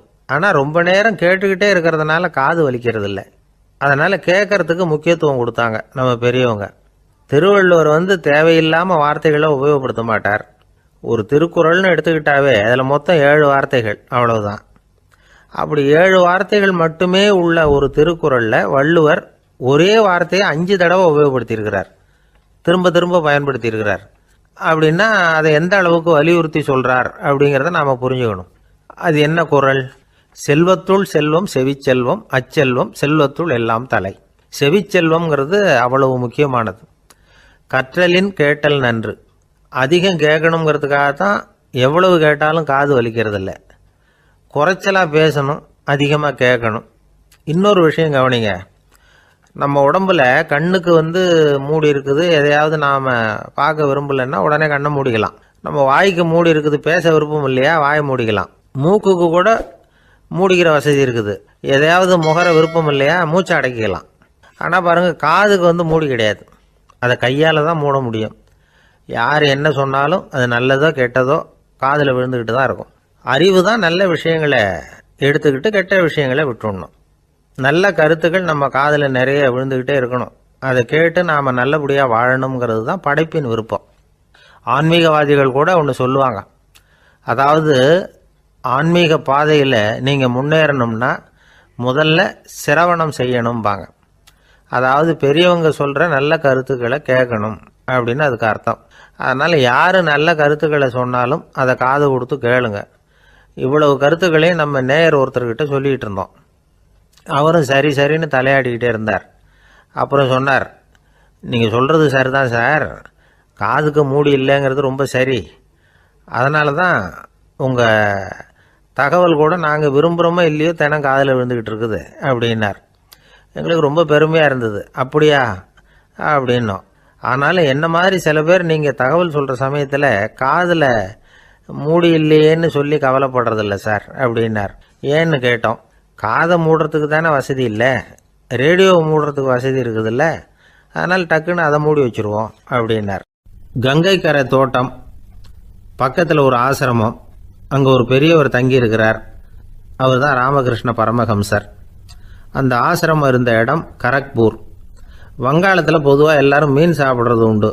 கங்கையில் குளிச்சுட்டு கையில் ஒரு மீனோடு வர்றது வழக்கம். இவர் இருக்கிற இடத்துக்கு கங்கையில் படகு வழியாக வரணும். அப்படி தான் எல்லோரும் வருவாங்க. வர்றவங்கள ஒன்று கூட்டி ஆன்மீக விஷயங்களை பற்றி பேசிக்கிட்டு இருப்பார். ஒவ்வொரு நாள் ஒவ்வொருத்தர் நகரத்துக்கு போகணும். வரும்பொழுது மீன் கொண்டுகிட்டு வரணும். அதுக்கு ஒரு அட்டவணையே உண்டு ஆசிரமத்தில். அது பிரகாரம் ஒரு நாள் சுவாமி யோகானந்தர் படகில் போனார். படகை செலுத்தினவங்க ராமகிருஷ்ணரையும் சுவாமி யோகானந்தரையும் மற்றவங்களையும் பித்தர்கள் அப்படின்னு சொல்லி ஏளனமாக பேசினாங்க. அவங்க என்ன பைத்தியம் பிடிச்சவங்க அப்படிங்கிறது மாதிரி. சுவாமி யோகானந்தருக்கு ரொம்ப மென்மையான இதயம். இவங்க இப்படி கண்ணாபின்னான்னு பேசுகிறத பார்த்தா மீனை வாங்கிட்டு திரும்புகிறப்போ என்ன நடக்குமோ அப்படிங்கிற பயம் வேறு வந்துட்டுது அவருக்கு. அவ்வளவு மென்மையானவர். இதை தெரிஞ்சுக்கிட்ட ராமகிருஷ்ணர், யோகானந்தா இங்கே வா அப்படின்னு கூப்பிட்டார். இவர் கண்ணீரை தொடச்சிக்கிட்டே கிட்ட போனார். சொன்னார், ஐயா, படகு ஓட்டுறவங்க உங்களை பற்றி மோசமாக பேசுகிறாங்க. என்ன திட்டினா பரவாயில்ல, ஆனால் உங்களை அவங்க திட்டுறாங்க, அதை என்னால் தாங்கிக்க முடியல அப்படின்னார். இதை கேட்டதும் ராமகிருஷ்ணருக்கு கோபம் வந்துட்டு தான். என்னது, உன்னுடைய குருவை பற்றி அவங்க மோசமாக பேசும்பொழுது நீ சும்மா இருந்தியா, வெளியில் போ அப்படின்னு விட்டார். குரு நிந்தனை செய்கிறப்போ அதை கேட்டுக்கிட்டு சும்மா இருக்கலாமா? குரு நிந்தனையை கேட்டால் பாவம் இல்லையா? என்னை தூற்றும் போது அவங்க பாவம் செய்கிறாங்க, அதை கேட்டுக்கிட்டு நீ சும்மா இருந்தால் நீயும் பாவம் செய்கிற அப்படின்னாராம். அடுத்த நாள் சுவாமி நிரஞ்சனானந்தர் போக வேண்டிய நாள். இவர் படகுல போகும்பொழுதும் அதே மாதிரி நடந்து தான். அவங்க மோசமாக பேச ஆரம்பித்தாங்க, திட்ட ஆரம்பித்தாங்க. அப்படி கேலி பண்ண ஒருத்தனை இவர் என்ன பண்ணார், பலார்னு கன்னத்தில் அரைஞ்சிட்டார். இன்னொருத்தனை கங்கையில் தூக்கி எறியறதுக்கும் தயாராகிட்டார். அதுக்கப்புறம் அவங்க யாரும் வாயை திறக்கலை. மீன் வாங்கிட்டு வர்றப்பவும் படகுல ஒரே அமைதி. அவ்வளவு பயம் அவங்களுக்கு. ராமகிருஷ்ணர் கூப்பிட்டு விசாரித்தார் என்ன நடந்ததுன்னு. இவர் சொன்னார், அவர் யோகானந்தா போகும்பொழுது என்ன நடந்ததோ அப்படியே தான் இப்பவும் நடந்தது. குரு நிந்தனை செய்கிறத கேட்டுக்கிட்டு நான் சும்மா இருப்பேனா? ஒருத்தனை அப்படியே அரைஞ்சுட்டேன், இன்னொருத்தனை ஆற்றுல தூக்கி போட்டுருவேன்னு பயமுறுத்தினேன், அவ்வளவுதான் அப்படின்னாராம். இப்போவும் ராமகிருஷ்ணருக்கு கோபம் வந்துட்டு தான், என்ன இது அணியறது காஷாயம் இருக்கிறது ஆசிரமம், உனக்கு இவ்வளவு கோபம் வந்ததுன்னா அப்புறம் என்னத்துக்கு ஆசிரமத்தில் இருக்கணும், பிரம்மச்சாரி எப்பவும் அமைதியாக இருக்கணும் அப்படின்னு அறிவுரை சொன்னாராம் ராமகிருஷ்ணர். அப்போ இவர் கேட்டாராம், ஏங்க அவருக்கு ஒரு விதமான அறிவுரை சொன்னீங்க, எனக்கு வேற விதமாக அறிவுரை சொல்கிறீங்க, இதில் எது உண்மை அப்படின்னு கேட்டிருக்கார். இதுக்கு ராமகிருஷ்ணர் சொன்ன பதில் என்னென்னா, அட அசடே, சக்கரத்தில் காற்று அதிகமாக இருந்தால் குறைக்கணும், குறைச்சலாக இருந்தால் கூட்டணும். அவன் சாது, அவனுக்கு அதிக உணர்ச்சி தேவை, உனக்கு படபடப்பு அதிகம், உனக்கு பொறுமை தேவை அப்படின்னாராம். இதில் உள்ள கருத்து என்னென்னா, கல்விங்கிறது எப்படின்னா அதை சூழ்நிலைக்கு தகுந்த மாதிரி கற்பிக்கணும். எல்லாருக்கும் ஒரே மாதிரி கற்பிக்கக்கூடாது. கேட்குற ஒரு தகுதி, புரிஞ்சுக்கிற திறமை, இதை பொறுத்து கல்வி அமையணும். ஆரம்ப காலத்தில் ஒரு குரு, அப்போ ஒரு சீடன் இருந்தான். அது வேடிக்கையான குரு, வேடிக்கையான சீடன். ஒரு ஆசிரமம். ஒரு நாள் ஒருத்தன் அவசரமாக அந்த குருவை தேடி வந்திருக்கிறான். என்ன விஷயம்னு விசாரித்தார் குரு. உங்கள் சீடர் என்னை அடிச்சுட்டார் அப்படின்னு புகார் பண்ணானா அந்த ஆள். குரு சீடனை கூப்பிட்டார். அடிச்சியா இந்த ஆளை அப்படின்னு கேட்டாராம். ஆமான் இருக்கான் சீடன். ஏன் அடிச்சே அப்படின்னு கேட்டாராம். இந்த ஆள் உங்களை பற்றி மட்டமாக பேசிவிட்டான், என்னால் அதை தாங்கிக்க முடியல, அதனால தான் அடிச்சுட்டேன்ருக்கான். அப்படி என்ன பேசினா அப்படின்னு கேட்டாராம். உன்னுடைய குருநாதர் இப்போல்லாம் அர்த்தமில்லாமல் பேச ஆரம்பிச்சுட்டார் அப்படின்னு சொல்லிவிட்டான், அதனால தான் அடிச்சுட்டேன் அப்படின்னு நானாம். அதுக்காக அடித்தே அப்படின்னாராம். நான் அதுக்காக அடிக்கலை குருவே, இப்பெல்லாம் நீங்கள் அர்த்தம் இல்லாமல் பேசுகிறதாக அவன் சொல்கிறான், அப்படின்னா இதுவரைக்கும் நீங்கள் அர்த்தத்தோடு பேசினதாகத்தானே அர்த்தம், அது தப்பு தானே, அதனால தான் அடித்தேன் அப்படின்னு நானாம். தேசத்து மேலேயும் தாய்மொழி பேர்லையும் செலுத்துற அன்புக்கு அபிமானம்னு பேர். தேசாபிமானம்னு சொல்றமே இதுதான். ஒரு கணவன் மனைவி பேர்ல காட்டுற அன்புக்கு காதல்னு பேரு, கடவுள் பேர்ல செலுத்துற அன்புக்கு பக்தின்னு பேரு. இப்படி அன்புல பல ரகம் இருக்கிறப்போ அதுல உள்ள வித்தியாசம் தெரியாம இடம் மாத்தி அன்பு காட்டினா இடைஞ்சல் தான். சரி, இந்த அன்பை பத்தி விஞ்ஞானம் என்ன சொல்லுது தெரியுமா? இதயத்தை பாதுகாக்கிறதுக்கு முக்கியமா தேவைப்படுற ஒண்ணு இந்த அன்புதான்னு சொல்லுது. நெதர்லாந்து விஞ்ஞானிகள் இதை ஆராய்ச்சி பண்ணியே கண்டுபிடிச்சிருக்கிறாங்க. கொஞ்சம் முயல் குட்டிகளை 2 பிரிவா பிரிச்சாங்க. 2 குரூப்புக்கும் கொழுப்பு அதிகமா உள்ள ஆகாரத்தையே கொடுத்துட்டு வந்தாங்க. ஆனா ஒரு குரூப்புக்கு வெறுமன ஆகாரத்தை கொடுத்ததோட சரி, இன்னொரு குரூப் முயல்களுக்கு ஆகாரம் கொடுத்ததோட நிறுத்திக்கல. அதுக்கு முன்னாடி கூண்டுகளை திறந்து விட்டு முயல்களை கொஞ்ச நேரம் எடுத்து கொஞ்சி விட்டு அதுக்கப்புறமா ஆகாரம் கொடுத்தாராம் ஆராய்ச்சியாளர். இந்த குரூப்புக்கு இதய பாதிப்பு 60% குறைச்சலா இருந்துதான். சில நோயாளிகளுக்கு ஹார்ட் அட்டாக் வந்தாலும் அதை தாங்கிக்கிட்டு குணமாகிற சக்தி அதிகமா இருக்குது. இது எப்படின்னு ஆராய்ச்சி பண்ணி பார்த்துருக்கிறாங்க. அவங்கெல்லாம் மனைவி தன் பேர்ல ரொம்ப அன்பா இருக்கிறதாக நினைக்கிறவங்களா இருக்கிறாங்களாம். இதய நோயாளிகள் பல பேரை சந்திச்சு இதய நோய் ஏற்பட என்ன காரணம்னு கேட்டிருக்கிறாங்க. அவங்க சொன்ன காரணம்லாம் சாப்பாடு சம்பந்தமா இல்லையா, மனைவி அன்பா இல்ல, இப்படிப்பட்ட காரணத்தை தான் சொல்றாங்களாம். அதனால இதயத்தை பாதுகாக்கணும்னு நினைக்கிறவங்க அடுத்தவங்க அன்பா இருக்கிறது மாதிரி பாத்துக்குங்க, அதுதான் முக்கியம். ஒருத்தர் முகம் பூரா பிளாஸ்டரி போட்டுட்டு வந்தார். ரொம்ப கோபமா, என்னங்க ஆச்சுன்னு விசாரிச்சேன். எல்லாம் உங்களால தான் சார்னார். விவரமா சொல்லுங்களேன். என்ன உங்க தகவலை கேட்டுட்டு ஒரு பூனைக்குட்டியை கையில எடுத்தேன், அன்பா அதை தடவி கொடுக்கறதுக்காக. ஆனா அது முந்திக்கிட்டது, அது என் முகத்தை தடவி கொடுத்துட்டுது, முகம் பூரா நகை கீறல், அதுதான் இப்படி அப்படின்னார். ஒருத்தர் ரொம்ப அவசரமா போயிட்டு இருந்தார். எங்க சார் போறீங்கன்னு கேட்டோம். எனக்கு வேண்டியப்பட்ட ஒருத்தருக்கு குழந்தை பிறந்திருக்கிறதாக செய்தி வந்திருக்கு, அதுதான் ஆஸ்பத்திரிக்கு போயிட்டு இருக்கேன், பார்த்துட்டு வரலாம்னு அப்படின்னார். அப்படின்னா கொஞ்சம் இப்படி உட்காருங்க அப்படின்னோம். சில விவரம்லாம் சொல்றேன் கேட்டுட்டு போங்க அப்படின்னோம். உட்கார்ந்தார். அப்புறம் சொல்ல ஆரம்பிச்சோம். புதுசா பிறந்திருக்கிற ஒரு குழந்தைய பார்க்க போறதுன்னா அது சாதாரண விஷயம் இல்லை, அதுல ரொம்பவும் கவனமா நடந்துக்கணும். புது குழந்தைக்கு நோய் சுலபமா தொற்றும், முக்கியமா காற்று மூலமா பரவுற நோய்கள் சுலபமா வந்துடும். அதனால் நமக்கு உடம்பு சரியில்லைன்னா குழந்தைய விட்டு கொஞ்சம் தள்ளியே இருக்கிறது தான் நல்லது. பெரியவங்களை பொறுத்த வரைக்கும் சாதாரணமா உள்ள ஒரு கிருமி கூட குழந்தைய பொறுத்த வரைக்கும் ரொம்ப மோசமான ஒரு கிருமியா இருக்கும். சில வெளிநாடுகள் எப்படி தெரியுமா, பிறந்த குழந்தை தூங்கிட்டு இருக்கிற ஒரு ரூமுக்கு போகணும்னா போறவங்க முகமூடி போட்டுக்கணும், காலணிகளை மாத்திக்கணும், அவ்வளவு சுத்தமா உள்ள போய் பார்த்துட்டு வரணும். பொதுவாக சில ஆஸ்பத்திரிகளில் பார்த்தீங்கன்னா பார்வையாளர்கள் நேரத்தில் விசிட்டிங் ஹவர்ஸ் தாயை விட்டு குழந்தைய தனியாக பிரித்து வச்சுருவாங்க. எதுக்குன்னு நினைக்கிறீங்க? அந்த நேரம் பல பேர் வருவாங்க போவாங்க, அவங்க கை கால் சுத்தமாக இருக்காது. சுத்தம் இல்லாத கைகள் மூலமாக கிருமிகள் பரவும். சுத்தம் இல்லாத கைன்னா மண்ணு தூசி படிஞ்சிருக்கிற கை மட்டும் தான் அர்த்தம் இல்லை.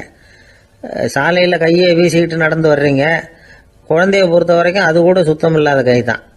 தாயை தவிர மற்றவங்க குழந்தைய தூக்காமல் பார்த்துக்கிறது நல்லது. தாய் கூட அளவோட கொஞ்சிறதோட நிறுத்திக்கணும். புதுசாக ஒரு குழந்தைய பெற்றிருக்கிற பொண்ணுக்கிட்ட மற்ற தாய்மார்கள் ஏதாவது சொல்லிக்கிட்டே இருப்பாங்க. குழந்தைய அப்படி வளர்க்கணும் இப்படி வளர்க்கணும் அப்படின்னு ஏதாவது அட்வைஸ் பண்ணிக்கிட்டே இருப்பாங்க. இப்படி ஓவராக அறிவுரை பண்ணுறது அந்த பொண்ணை குழப்பி விட்டுரும். அதனால் அப்படிலாம் பண்ணக்கூடாது. அந்த பெண்ணே ஏதாவது கேட்டால் கூட டாக்டர் சொல்ல வேண்டிய விவரங்களை எல்லாம் நாமே சொல்லிக்கிட்டு இருக்கக்கூடாது. புதுசாக பிறந்திருக்கிற குழந்தைய மட்டும்தான் இப்படி பார்க்கணும்னு இல்லை.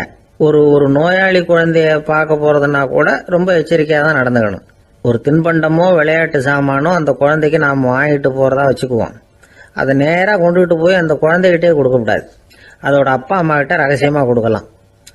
அவங்க முடிவு பண்ணட்டும் குழந்தைகிட்ட அதை கொடுக்கலாமா வேண்டாமாங்கிறத. அவங்களுக்கு தான் தெரியும் அதோட மனசும் உடம்பும். உங்கள் அக்கறையை காட்டுறதா நினச்சிக்கிட்டு குழந்தை வாயில் எதையும் கொண்டுட்டு போய் போடாதீங்க. போகிறப்போ உங்கள் வீட்டு குழந்தையும் அழைச்சிட்டு போகாதீங்க. இது நோயை வாங்கிட்டு வந்துடும், அல்லது புதுசாக ஒரு நோயை அதுக்கிட்ட கொடுத்துட்டு வந்துடும். என்னதான் உங்களுக்கு பழக்கமான குழந்தையா இருந்தால் கூட அதுக்கு விருப்பம் இல்லைன்னா பேசக்கூடாது. அங்கே போய் அவங்க பள்ளிக்கூடத்தை ஞாபகப்படுத்திட்டு இருக்கக்கூடாது. நோயில் இருக்கிறப்ப ஸ்கூலை பற்றி பேச அது விரும்பாது. ஆஸ்பத்திரியை விட்டு வெளியில் புறப்படுறப்போ குழந்தைகிட்ட சொல்லணும்னு அவசியம் இல்லை. அதோட அப்பா அம்மா கிட்ட சொல்லிவிட்டு புறப்பட்டா போதும், குழந்தை கோபிச்சிக்காது. சமூக சம்பிரதாயத்தை பற்றி அது கவலைப்படுறதில்லை. இப்படி எல்லா விவரமும் நம்ம எதிரில் உட்காந்துருந்தவங்க கிட்ட சொல்லி முடித்தோம். ரொம்ப நன்றி சார் அப்படின்னு சொல்லிவிட்டு அவர் புறப்பட்டார். குழந்தைங்க கொஞ்சம் வளர்கிற வரைக்கும் தான் நாம் எச்சரிக்கையாக இருக்கணும்னு இல்லை, வளர்ந்த பிறகு இன்னும் எச்சரிக்கையாக இருக்கணும். ஒரு பையன் பள்ளிக்கூடத்துலேருந்து திரும்பி வீட்டுக்கு வந்தான். முகம் பூரா நகத்தால் கீறி இருந்தது. அப்பா பார்த்து பயந்துட்டார். யாருடா உன்னை இப்படி பண்ணது அப்படின்னாரு. என் கூட படிக்கிற இன்னொரு பையன்னா. நாளைக்கு உன் கூட பள்ளிக்கூடத்துக்கு வர்றேன், நீ எனக்கு அவனை அடையாளம் காட்ட முடியுமான்னார். அது ரொம்ப சுலபம் நான் பையன். எப்படின்னார் அப்பா. அவன் காதில் ஒன்று கையோடு எடுத்துகிட்டு வந்திருக்கிறேன், இதோ என் பையில தான் வச்சுருக்கேன் அப்படிங்கிறான் அந்த பையன். அள்ள அள்ள குறையாதது அட்சய பாத்திரம், அது நமக்கு தெரியும், கேள்விப்பட்டிருக்கிறோம். ஆனால் போட போட நிரம்பாத ஒரு பாத்திரம் உண்டு. அது என்ன தெரியுமா? நம்மளில் பல பேர்கிட்ட அந்த பாத்திரம் உண்டு. அதுதான் பேராசை அப்படிங்கிற பாத்திரம். அதை நிறைவு செய்யவே முடியாது. பேராசையை பற்றி சுஃபி இலக்கியத்தில் ஒரு பிரபலமான கதை உண்டாம். அதை ஒரு பெரியவர் எடுத்து சொல்லியிருக்கிறார். ஒரு மன்னர் நகர்வலம் போயிட்டு இருக்கார். ஒரு பிச்சைக்காரன் மன்னர் எதிரில் வரான். பிச்சை போடுங்கிறான். என்னுடைய அமைதியை கெடுக்காதே போங்கிறார் மன்னர். அவன் சிரிக்கிறான். அரசே, உங்களுடைய அமைதி கெடக்கூடிய நிலையில் இருந்தால் அதுக்கு பேர் அமைதியே கிடையாது அப்படின்னு ஆனா. எதிரில் நிற்கிறது வெறும் பிச்சைக்காரன் இல்லை, யோகி அப்படிங்கிறத மன்னர் புரிஞ்சுக்கிட்டார். துறவியே, உங்களுக்கு என்ன வேணும்னாலும் கேளுங்க, கொடுக்குறேன்னாராம். அந்த துறவி மறுபடியும் சிரிக்கிறார். அரசே, உங்களால் முடியாததையெல்லாம் கொடுக்க முடியும்னு சத்தியம் செய்யாதீங்க அப்படின்னார். மன்னருக்கு கோபம் வந்துட்டுது. என்ன இவர் இப்படி சொல்கிறாரே அப்படின்னு நினைச்சார். நகர்வலத்தை பாதியிலேயே நிறுத்தினார். வாங்க அரண்மனைக்குன்னார். துறவியை அழைச்சிக்கிட்டு அரண்மனைக்கு வந்துட்டார். துறவி தன்கிட்ட இருந்த பிச்சை பாத்திரத்தை நீட்டினார். இது நிறைய எனக்கு பொற்காசுகள் வேணும் அப்படின்னாராம். அவ்வளவுதானா, இது ஒரு பெரிய காரியமா அப்படின்னு கையை தட்டினாராம் மன்னர். ஒரு பெரிய தாம்பாளம் நிறைய பொற்காசுகள் சேர்ந்தது. அதை அள்ளி போட்டார். போட போட அந்த பிச்சை பாத்திரம் நிரம்பவே இல்லை. பொற்காசுகள் போட போட அவ்வளவையும் உள்ள வாங்கிக்கிட்டே இருக்குது. அரசாங்க கஜானாவே காலி ஆயிட்டுது. மூட்டை மூட்டையா பொற்காசுகளை கொட்டி பார்த்துட்டாங்க. அது முழுங்கிக்கிட்டே இருக்குது. கடைசி வரைக்கும் அந்த பிச்சை பாத்திரம் நிரம்பவே இல்லை. அரசர்கிட்ட இருந்த கர்வம் போயிட்டுது. அப்படியே பொத்துன்னு துறவி காலில் விழுந்தார். அப்போ அந்த துறவி சொன்னாராம், மன்னா, இந்த பிச்சை